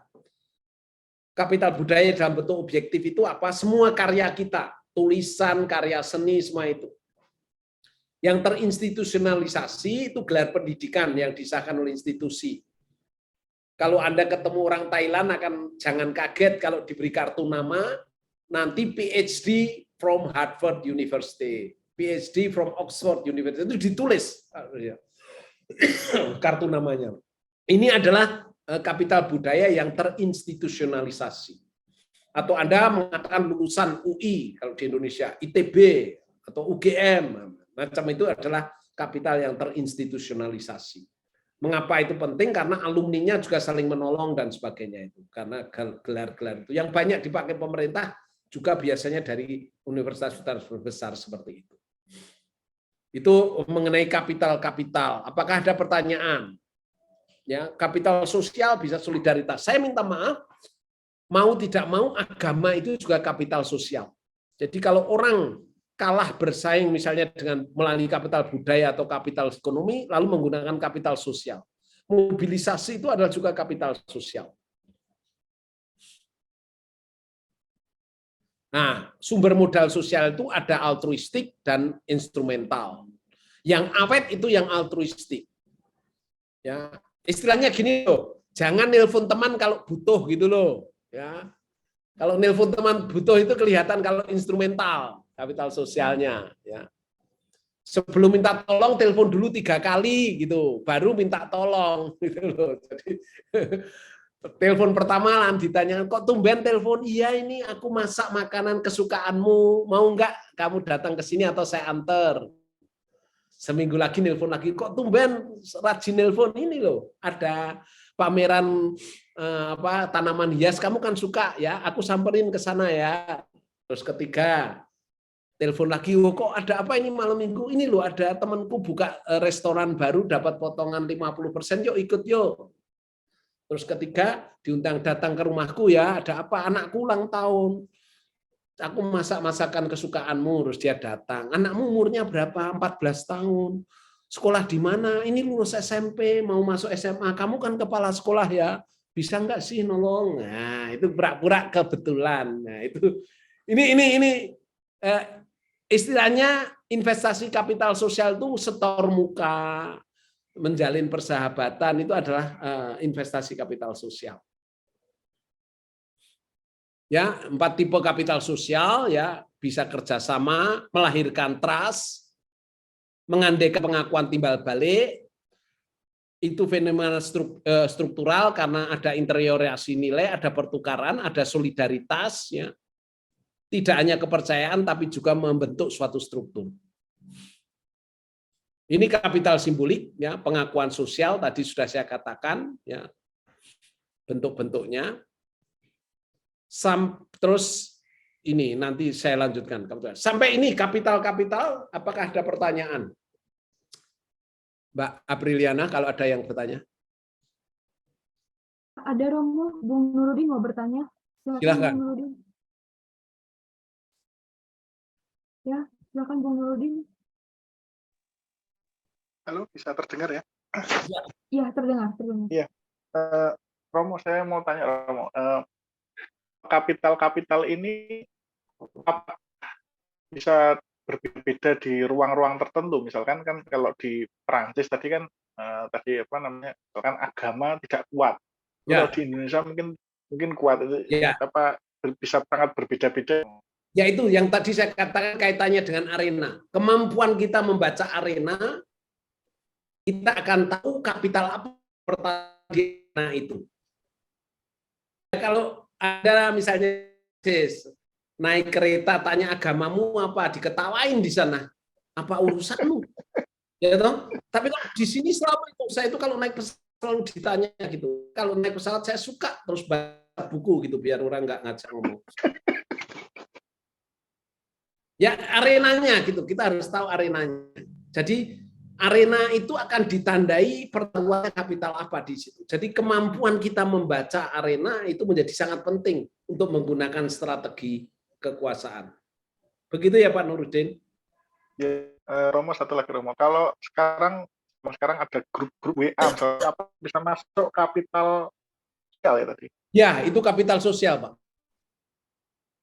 Jangan di medsos itu kapital sosial. Sewaktu-waktu bisa digunakan. Silakan Mbak Ine. Salam kenal Romo. Mari. Saya mau bertanya Romo, apakah habitus atau juga kapital ini mempengaruhi di ruang digital ya dalam hal berkomunikasi? Saya tahu bahwa Romo juga menulis dalam etika komunikasi. Apakah juga persoalan-persoalan komunikasi yang ruang digital dengan penyebaran hoax dan lain sebagainya itu juga dipengaruhi dengan habitus atau kapital simbolik ini, Romo? Ya jelas, Pak. Nanti kan kemampuan kita menggunakan bahasa itu kan habitus. Ya. Terus kemampuan kita memecahkan suatu konflik ketegangan itu kan habitus. Kemampuan kita menggunakan bahasa yang tidak mengundang konflik itu habitus. Ya. Kita kan nggak bisa sekarang mengatakan perempuan gemuk. Kita kan mengatakan perempuan yang mempunyai bentuk tubuh alternatif, misalnya begitu kan? Atau misalnya kalau orang tua, misalnya uangnya habis, bilang sama suaminya uang habis Pak, itu kan kasar. Ya. Tapi kalau umpama dia langsung mengatakan dia pagi-pagi mandi bersolek keluar rumah, kan suaminya tanya mau kemana mah? Mau ke dokter mata. Emangnya sakit mata mah? Iya, kenapa? Enggak tahu, tadi buka dompet enggak lihat apa-apa. Oh iya. Enggak, maksud saya gini loh Mbak Yana, kemampuan memilih bahasa supaya pesan sampai. Yang penting pesan sampai, tapi caranya bagaimana? Itu membutuhkan habitus. Itu membutuhkan suatu kapital. Cara memilih bahasa. Maka orang yang tidak pintar milih kata, mudah marah itu karena tidak cukup jeli memilih kata. Jadi habitus sangat berpengaruh dan juga kemampuan menarik perhatian itu habitus loh, jangan dikira ya. Nah kalau dalam komunikasi namanya komunikasi fatik. Ya. Fatik itu dari seorang linguis namanya Jacobson. Jadi yang penting menarik perhatian, ya. Entah dengan cara berpakaian, entah dengan cara kata-kata memilih kata-kata tertentu, jargon tertentu, lalu orang ingin tahu dan sebagainya itu. Itu yang disebut komunikasi fatik. Jadi sangat berperan Mbak Yana di media sosial. Baik Romo, saya boleh menyambung pertanyaan ya Romo ya. Silakan. Jadi kalau demikian, apakah dengan habitat yang lama orang berkomunikasi ya dengan dipengaruhi juga kultur dan budaya, apakah itu hal yang baik dan benar? Maksudnya dalam hal ini dalam percakapan di dunia digital itu apakah baik dan benar itu masih jadi ukuran ya Romo ya? Atau memang bagaimana Romo? Oke, saya langsung berikan saja ya Mbak perbedaannya media tradisional dan media digital. Ya, supaya kita juga bisa menempatkan lalu seperti apa itu yang harus kita lihat. Jadi ini misalnya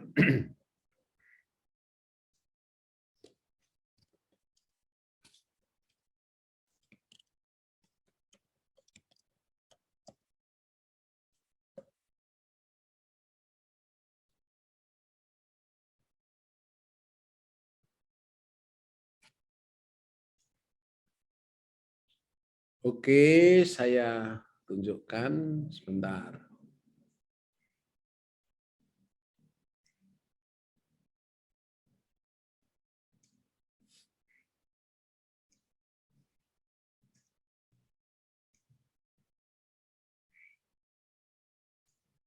Kelihatan? Kelihatan nggak? Kelihatan, Romo. Kelihatan, Romo. Ya, Anda melihat ini, bagaimana kalau model media tradisional dan model digital. Ya, apa tuntutannya yang digital? Untuk analisa pengirim, analisis coding, di yang digital itu orang nggak peduli dengan etika komunikasi, maaf, ya. Sulit menjamin verifikasi, independensi, akuntabilitas. Lalu media sosial banyak mengembangkan banyak simbol, tanda, visual, audio, meme, emoticon, skenario, banyak sekali. Beda dengan tradisional. Lalu produksi informasi virtual itu dinamis, selalu berkembang. Bahkan sering-sering iklan tampil lebih dulu daripada berita. Lalu informasi tambahan diperoleh melalui hyperlink, ya, hyperlink. Maraknya hoax menunjukkan audiens langsung mengutamakan keyakinan pada model digital itu, ya, sehingga ilusi multiplayer, echo chamber itu sangat mempengaruhi. Di model digital ini transmisinya dialogis, tidak seperti yang lama itu monologis. Banyak sumber, banyak penerima, kualitas jangkauannya lebih luas, interaktif. Waktunya waktu real, umpan baliknya instan, ya, beda dengan yang lama. Di model digital itu meningkatkan rasa terkoneksi dengan komunitas real atau daring. Komunikasinya efektif, fasilitasi ambil keputusan, pemasaran, organisasi, cepat sekali kita mendapatkan data. Orang mudah mencari informasi sebagai sumber produktor. Produktornya berita bisa menargetkan audiens, ya, menargetkan audiens itu misalnya kalau saya mau menulis berita atau gambar atau apa, saya pancing 5 yang banyak diklik akan saya gunakan untuk judul. Misalnya begitu itu loh, Pak. Jadi lain dengan yang dulu model itu. Ya. Lalu itu ingin mendapatkan istilahnya itu insentif instan itu loh. Kalau dulu enggak, karena ini interaktif. Insentif instan itu sangat diharapkan sekarang, ya. Itu kan ada cerita ibu-ibu sampai jam 2 pagi enggak bisa tidur. Nah, suaminya bingung, "Ma, ada apa jam 2 enggak tidur?" "Papa enggak tahu apa. Saya tadi upload di Instagram belum ada yang like." Ya, jadi ini bagaimana apa yang disebut interaktif itu sangat sekarang mempengaruhi psikologi orang gitu loh. Ya. Selalu yang ditunggu itu like, comment, love, ya. Semuanya itu sangat ditunggu-tunggu instan seperti itu. Waktunya real. Ya. Dengan pemetaan ini lalu habitus macam apa yang harus dikembangkan lalu kita akan kelihatan di situ, Mbak Yana. Jelas ya? Jelas, Pak. Terima kasih banyak, Pak. Ya. Pertanyaan saya lanjut.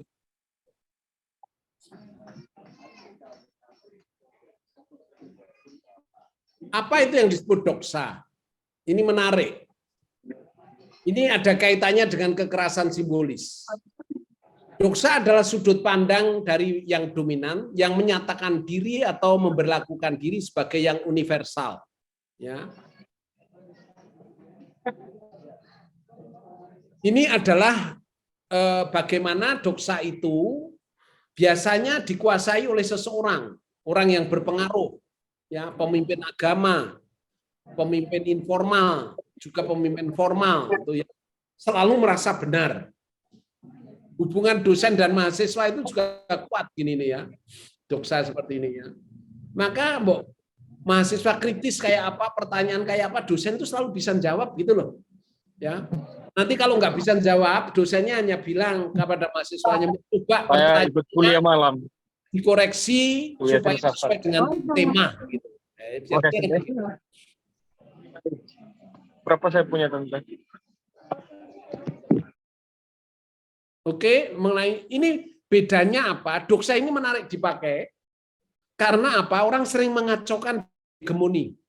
Ya. Ini saya tunjukkan. Ini perbedaannya doksa dan hegemoni. Kalau hegemoni itu untuk makropolitik seharusnya, sedangkan doksa itu untuk mikropolitik. Jadi kalau kita menggunakan istilah pengaruh iklan terhadap perempuan eksekutif misalnya, itu doksa, itu bukan hegemoni. Ya. Ini perbedaannya supaya kita juga tahu. Doksa ini biasanya kaitannya dengan kekerasan simbolis. Maka di dalam doksa itu sedang beroperasi melalui bahasa juga, melalui representasi dan melalui simbol. Ya. Mengapa Anda kalau berdebat atau katakanlah mulai protes terhadap pemimpin agama, Anda kalah sebelumnya karena masalah doksa, misalnya. Oke, sampai di sini apakah ada pertanyaan, Mbak Apriliana? Tanyakan.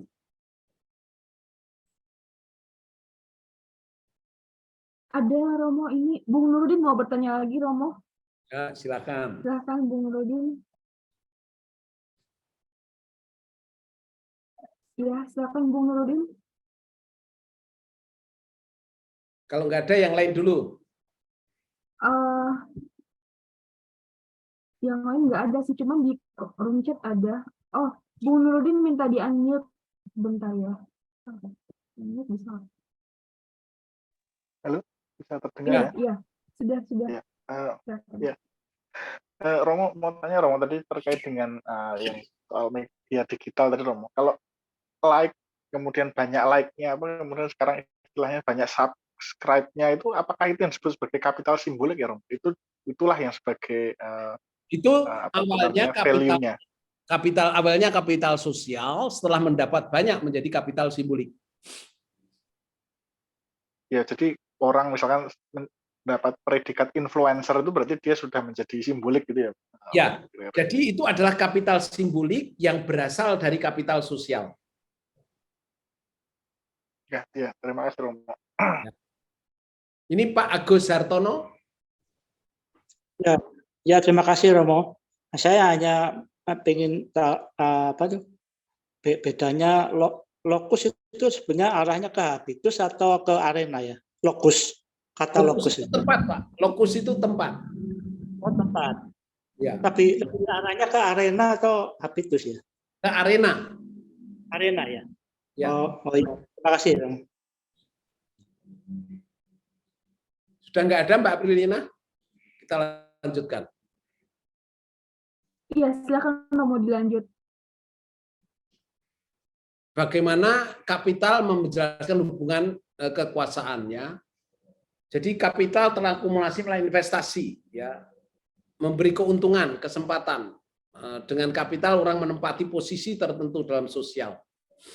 Ini pembagian kelas Bourdieu itu atas dasar kapital ekonomi dan kapital budaya. Jadi ada kelas dominan atau kelas bourgeois yang biasanya menunjukkan identitas khasnya. Kelas bourgeois kecil itu kelas menengah. Biasanya yang suka merek itu malah kelas menengah, bourgeois kecil biasanya, karena ingin dianggap sebagai kelas atas. Jadi tidak usah ikut-ikutan ya beli tas Hermes karena nanti dianggap terlalu kelas menengah, gitu. Tergantung mereknya juga sih. Kalau ya Hermes kalau yang biasa-biasa ya 7.500 euro paling murah. Kalau supaya agak dipandang ya sekitar yang kroko yang sekitar 30.000 euro. Itu dengan sifat-sifatnya kelas seperti itu. Itu ada yang menarik Pak, siapa itu namanya Fajrul Rahman, itu dia membagi bertolak dari Bourdieu ini, dia membagi kelas pemilu. Dia meneliti tentang kelompok-kelompok sosial dalam pemilu, dia bagi dari 3 ini dia bagi menjadi 5. Menarik, dia mengambil S3 di komunikasi di UI waktu itu, S3-nya. Tadi menggunakan teorinya Bourdieu juga.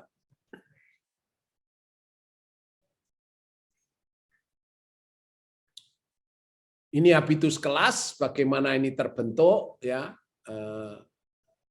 Jadi bukan hanya kesadaran saja. Ini pembagian kelasnya dan hobi-hobinya, kalau Anda bisa melihat.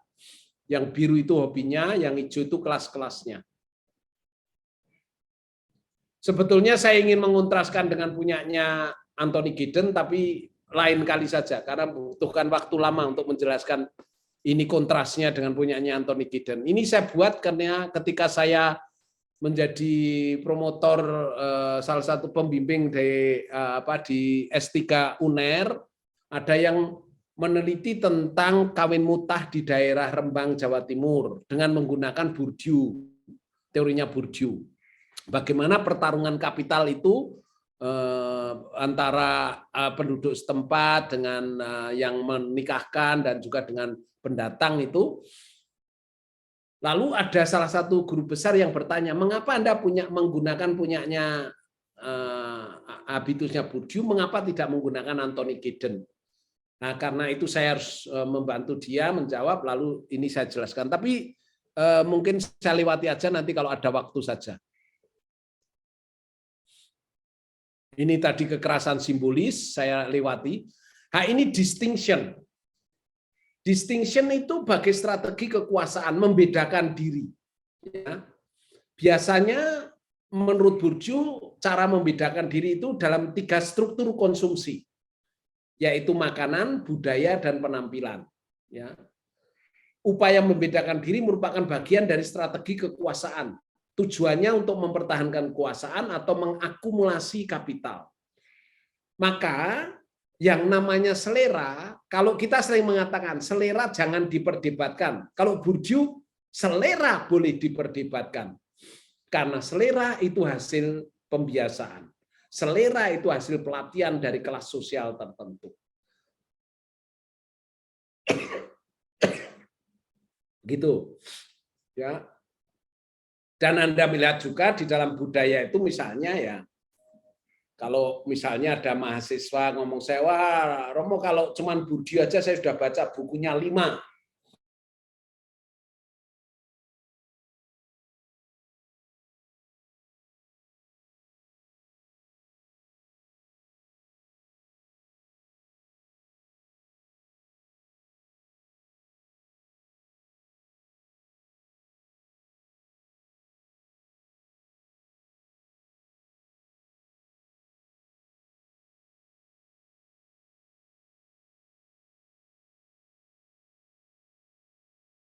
Lalu ini bagaimana klasifikasi preferensi selera kelas, ya.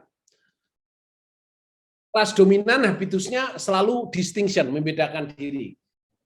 Kelas menengah terungkap dalam kehendak baik terhadap budaya. Nah, kelas menengah ini senang mengunjungi museum, ya, lalu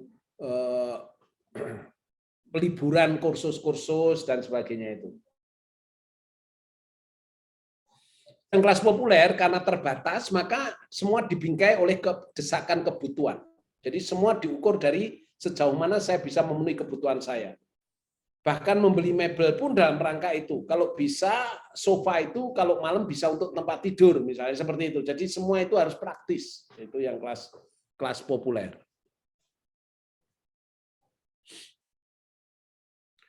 Nah, ini bagaimana kalau kita mau melihat selera kelas dominan, membedakan diri, estetik distancing, kelas dominan mendominasi, menentukan selera. Ya, ini adalah model-model mereka, lengkar luror itu kalau di Perancis. Ini selera kelas menengah, ya, atau borjuis kecil, ya, perjuangan terus-menerus untuk membedakan diri dari kelas bawah. Cenderung menerima selera kelas atas, ya, sangat menghormati budaya, selalu menekankan sopan santun, ya, yang orang selalu mengoreksi bahasa itu biasanya kelas menengah, ya. Kalau bahasa Jawa kromo dan kromo inggil itu selalu dikoreksi, ini biasanya kelas menengah. Mengunjungi museum, monumen, membaca jurnal, pengetahuan populer, fotografi, film, musik jazz, ini dianggap kelas menengah kalau di Perancis. Ya, mungkin di Indonesia harus disusun lagi ini. Kelas populer, kelas bawah itu dibingkai ke desakan kebutuhan. Praktek budaya dikaitkan dengan kebutuhan. Ya, ini saya lewati saja. Mengapa ini kalau Anda bisa melihat bahwa selera itu tidak netral, ya, karena selera membedakan, mengapresiasi, menjamin pengakuan objek, ya, mengarahkan posisi sosial sesuai dengan kedudukan. Sampai sini dulu, apakah ada pertanyaan?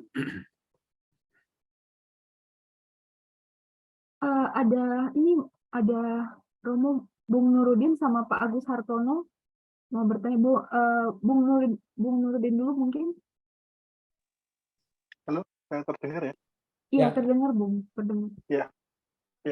Romo, saya jadi ingat Romo, kalau terkait dengan buku Romo, jadi orang-orang kayak Bill Gates atau mungkin Elon Musk itu kan suka share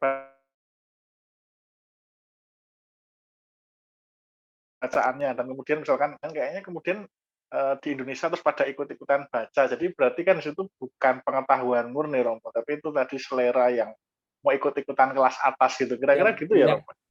Kalau bisa baca kayak bukunya Bill Gates itu ya saya jadi Bill Gates kira-kira kan gitu. Ya, jadi seperti itu. Jadi kadang-kadang juga maka iklannya koran Tempo kan orang cerdas baca Tempo.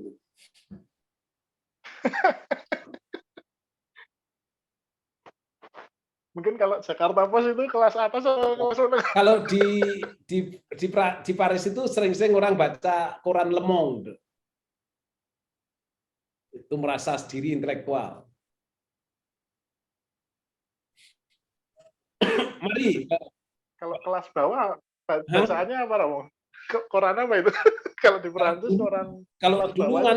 kalau dulu apa itu yang punyanya Harmoko itu namanya apa? Pos Kota.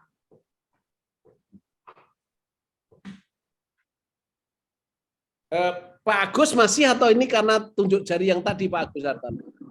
Tadi sudah Pak. Cuma maksudnya saya ingin tanya lagi, itu habitus, kapital, dan arena itu memang bisa dibedakan, tetapi apakah itu merupakan satu kesatuan yang tidak terpisahkan, saling berpengaruh? Ya, karena nanti menjadi rumusannya menjadi begini toh Pak. Kalau kita melihat, ya, saya tunjukkan.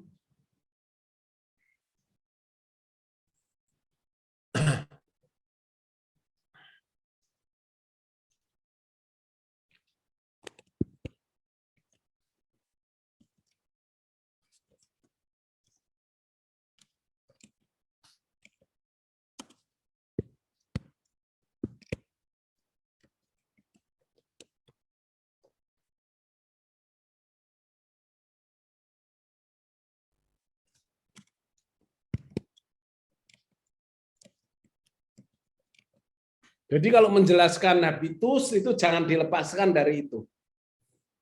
Jadi habitus, kapital, arena itu praksi sosial. Jadi itu merupakan kapital akan ikut menentukan pembentukan habitus. Tetapi begitu menjadi habitus bisa saja untuk akumulasi kapital. Misalnya habitus bahasa, karena pintar bahasa asing, akses kemana-mana lebih mudah. Sehingga kapital bisa dikonversikan dari kapital sosial menjadi kapital ekonomi dan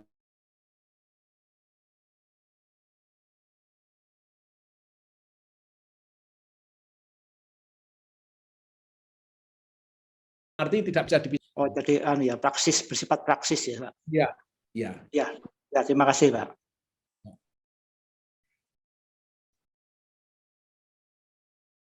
Iya, ada Romo itu ada pertanyaan dari Pak Senituan. Silakan Pak Senituan.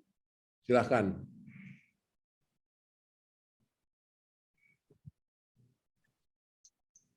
Mari Pak. Selamat malam Romo. Terima kasih untuk penjelasannya. Ada 3 pertanyaan Romo. Yang pertama, kita tidak bisa pungkiri bahwa ternyata kapitalis itu sangat mempengaruhi terjadinya perkembangan zaman. Kita tidak bisa pungkiri itu. Salah satu yang saya pernah baca itu ulasan dari Max Weber tentang Protestan etik dan kapitalisme di Eropa khususnya.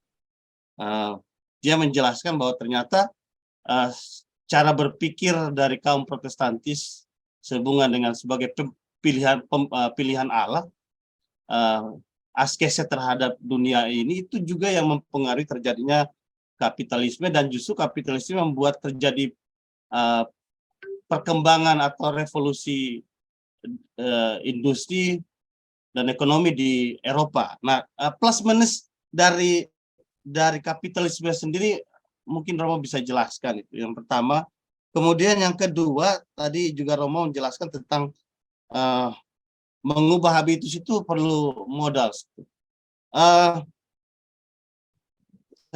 Saya lihat juga misalnya sampai sekarang ini sistem demokrasi kan masih kayaknya dianggap kurang bisa mengarahkan Indonesia menjadi bangsa yang semakin maju. Karena banyak yang masih berpikir dengan slogan yang sering kita dengar, piye enak zamanku toh gitu. Ya, jadi orang masih lebih masih berpikir ke zaman Soeharto yang otoriter gitu. Nah, pertanyaan saya adalah apakah perlu itu di Indonesia seperti itu? Jadi kembali lagi ke zaman yang dulu, karena susahnya diatur misalnya gitu. Terlalu banyak mungkin demokratis dianggap reformasi ini karena terlalu ke belakang. Jadi perlu kembali lagi ke zaman yang dulu. Itu yang kedua. Yang ketiga, perubahan habitus secara pribadi itu. Ini karena saya rohaniwan, itu bagaimana itu dengan habitus yang perlu diubah versus mujizat. Kita lihat perubahan pribadi secara khusus habitus pribadi. Itu banyak tokoh-tokoh yang berubah dari hal yang tidak baik menjadi baik ketika mengalami dalam tanda kutip mujizat. Mungkin Romo bisa sentuh di situ. Terima kasih Romo. Oke, tentang kapital, Bourdieu memang dipengaruhi Max Weber ya. Max Weber juga mempengaruhi. Tetapi bagaimana bahwa habitus itu bukan hanya mengenai modelnya cara berpikirnya Max Weber. Cara berpikirnya Max Weber kan seperti ini ya Pak ya. Apa yang disebut Protestant ethics itu. Kalau saya skematiskan kan seperti ini Pak. Bagaimana munculnya semangat kapitalis Romo ini ya. Semangat munculnya kapitalisme. Jadi kalau Anda lihat, saya baca sendiri bukunya Max Weber. Jadi dari ajaran predestinasi itu kan sebetulnya nilai budaya. Ajaran predestinasi itu akan mengatakan bahwa dari sononya Tuhan itu sudah memilih siapa yang akan diselamatkan. Nah, orang yang terpilih itu berarti orang yang berrahmat. Nah, orang yang berrahmat biasanya hidupnya sejahtera. Nah, saya ingin ya mendapat kepastian subjektif bahwa saya bagian yang terpilih. Maka saya harus hidup sejahtera. Oleh karena itu saya harus kerja keras. Nah, di sini ada pembalikan ya Romo di sini, nggak tahu siapa Bapak atau rohaniwan. Jadi di sini ada pembalikan. Kerja keras itu sebagai panggilan suci, sebagai berruh, sebagai ungkapan cinta sesama, itulah yang akhirnya keinginan mencari kepastian subjektif akan keterpilihannya itulah yang mendorong semangat kapitalisme. Kerja keras, nyali besar dalam berdagang, jujur demi kredibilitas, hidup sederhana, dan sumum bonum. Nah, ini sebetulnya kalau di sisinya Bourdieu, ini yang menumbuhkan namanya habitus. Gigih, habitus gigih itu dari sini, Pak Semi. Jelas ya yang bagian ini ya, hubungannya dengan Bourdieu. Lalu istilah kapital itu tidak langsung terkait dengan istilah kapitalisme di sini, tetapi mau dikatakan bahwa bagaimana semangat gigih itu yang kegigihan itulah yang menimbulkan kapitalisme. Tapi kegigihan itu tidak datang dengan sendirinya. Itu terkait dengan nilai budaya yang disebut ajaran predestinasi. Ini terlebih-lebih protestantisme yang Calvinis ya Pak ya, bukan yang Lutherian. Kalau dari bukunya Max Weber itu. Begitu yang pertama ya Pak, ada kaitannya dengan habitus. Lalu yang kedua, enak zamanku ya, itu sebetulnya itu selalu nostalgia ketika orang dulu enak, lalu sebetulnya siapa yang mengatakan apakah orang yang sekarang diuntungkan atau tidak. Jadi kita akan bertanya siapa yang mengatakan itu adalah siapa yang diuntungkan dan siapa dirugikan. Kita harus bertanya itu secara kritis. Biasanya yang mengatakan itu adalah yang pada zaman itu diuntungkan.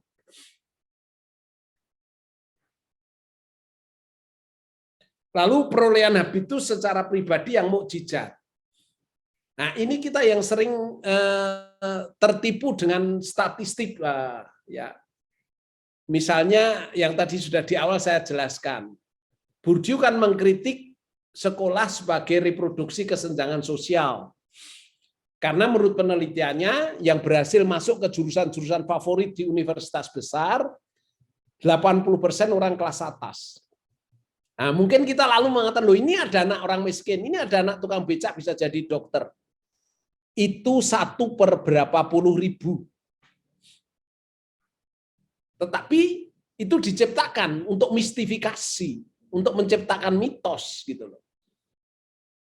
Kaum borjuis itu senang menciptakan mitos kalau menurut Roland Barthes. Supaya apa? Supaya jangan dipertanyakan adanya ketidakadilan, adanya kesenjangan itu. Itu menurut Roland Barthes. Mitos itu diciptakan. Begitu ya Pak Sami?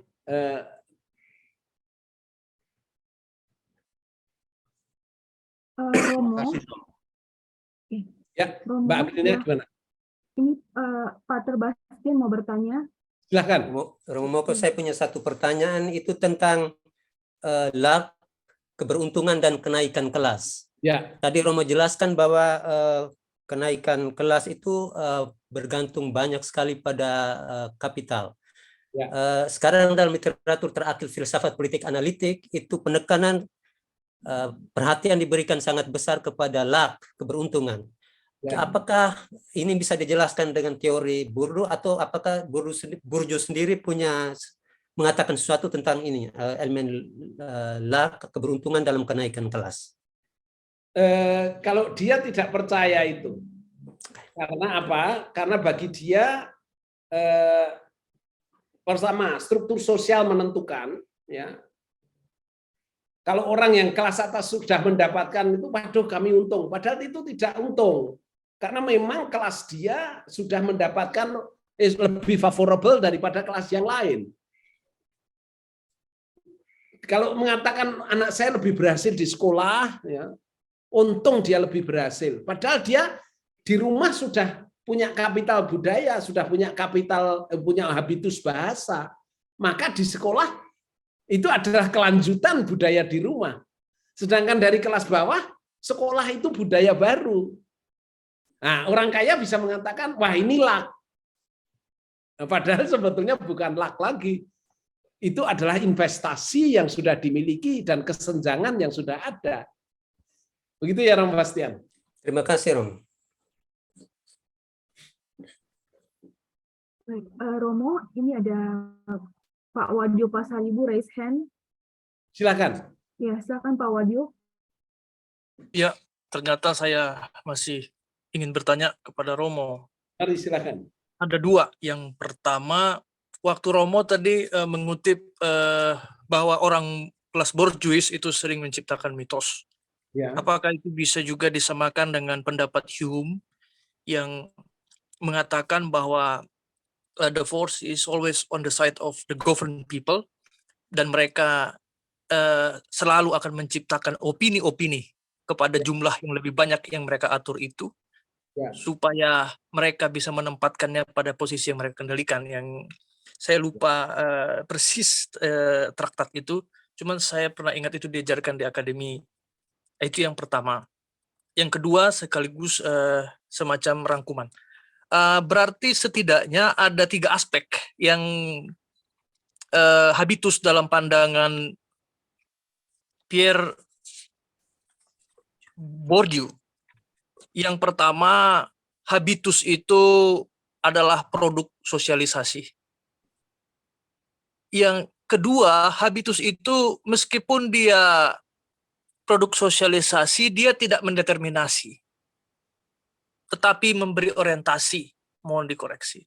Tetapi memang karena dia sifatnya historis, maka ini kemungkinan ini bisa ada dibatasi kondisi objektif gitu. Dan yang terakhir dari uraian Romo, habitus itu dia itu campuran juga. Selain sosialisasi, tapi kan dia ternyata bisa dimodifikasi juga oleh pengalaman hidup akan dunia luar tadi. Berarti dia hybrid juga dia. Hybridity. Nah, pertanyaan saya yang sedikit refleksi begini, Romo.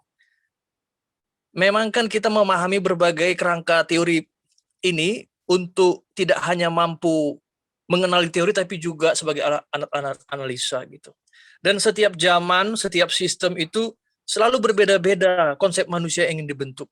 Berdasarkan analisa Romo sebagai orang yang sudah panjang perjalanannya, semangat zaman saat ini, zeitgeist dalam konteks yang makro, dan dalam konteks yang mikro, sistem pendidikan kita saat ini, itu habitusnya kira-kira ingin membentuk konsep manusia macam apa? Terima kasih. Terima kasih, Pak. Yang tentang pertama, itu kelompok borjuis ingin mempengaruhi. Jadi kalau zaman tadi yang saya buat media tradisional, framing itu mungkin oleh kelompok yang borjuis. Tapi sekarang dengan media sosial yang disebut jurnalisme warga, resistensi itu kuat loh Pak. Jadi ada demokratisasi media, sehingga framing borjuis itu juga sulit. Sekarang itu orang asal pinter main di media sosial pun bisa kelihatan tampil kaya meskipun sebetulnya enggak punya apa-apa ya. Ya itu kan Photoshop itu kan membuktikan bagaimana mereka wah hebat seperti itu ya. Dan banyak yang tertipu loh dengan model itu. Jadi mengacaukan itu. Jadi framing itu ternyata sekarang sudah ada resistensi, ada istilahnya ada demokratisasi media sebetulnya sekarang itu. Sehingga kelompok borjuis itu tidak monopoli seperti dulu lagi. Pertama. Yang kedua, benar, itu hadir sosialisasi, memang tidak mendeterminasi, karena bisa kreatif, bisa menghasilkan praksis-praksis baru, memang dibatasi kondisi objektif, karena maaf saja ya kalau miskin mau kursus matematika atau kursus bahasa Inggris juga nggak bisa loh Pak. Jadi itu ada aspek pembatasan objektif toh di situ. Jadi nggak bisa mengatakan bahwa ya asal ada niat baik ya susah juga gitu loh kadang-kadang. Itu objektif betul. Jadi itu bisa campuran karena bisa dimodifikasi betul. Karena saya sendiri dulu nggak suka membaca. Tapi begitu dimodifikasi, dimasukkan asrama menjadi suka membaca. Itu kan berarti hasil conditioning dalam arti tertentu. Ada betulnya. Lalu tentang sistem pendidikan yang sekarang, apa yang ingin saya lihat adalah seperti ini. Bagaimana pendidikan 4.0 dan 5.0 itu mengarahkan. Saya akan melihat ke arah sana saja langsung. Ya, begini Pak, saya tunjukkan.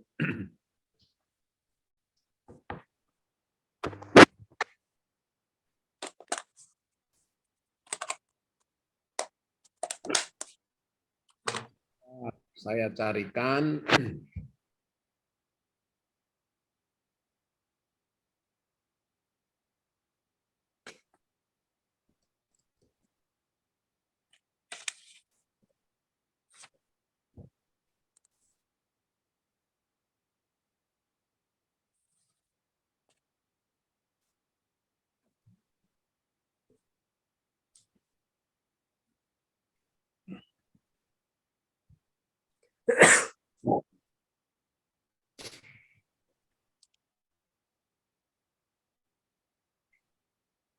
Ini saya sudah membuatnya.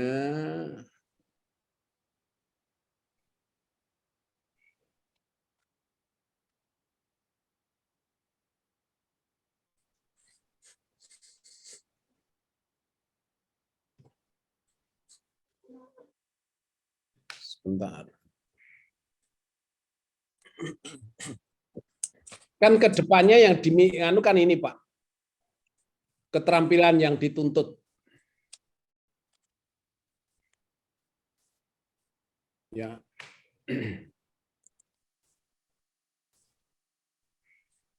Setidak-tidaknya 4 hal ini ya, Society 5.0 dan 4.0 itu ya. Ya, pikiran analitis kritis, kemampuan kerjasama, komunikasi dialog yang cerdas, dan kreativitas inovasi. Ini 4 hal yang 4 elemen yang terdiri dari masing-masing ada unsur-unsurnya apa saja ya. Lihat saja yang bagian kreativitas dan kerjasama ya, dialog cerdas. Ini mengandaikan apa yang disebut nanti dalam taksonomi Bloom itu pada level 456 Pak ya. Ini saya lanjutkan saja pada level taksonomi Bloom-nya.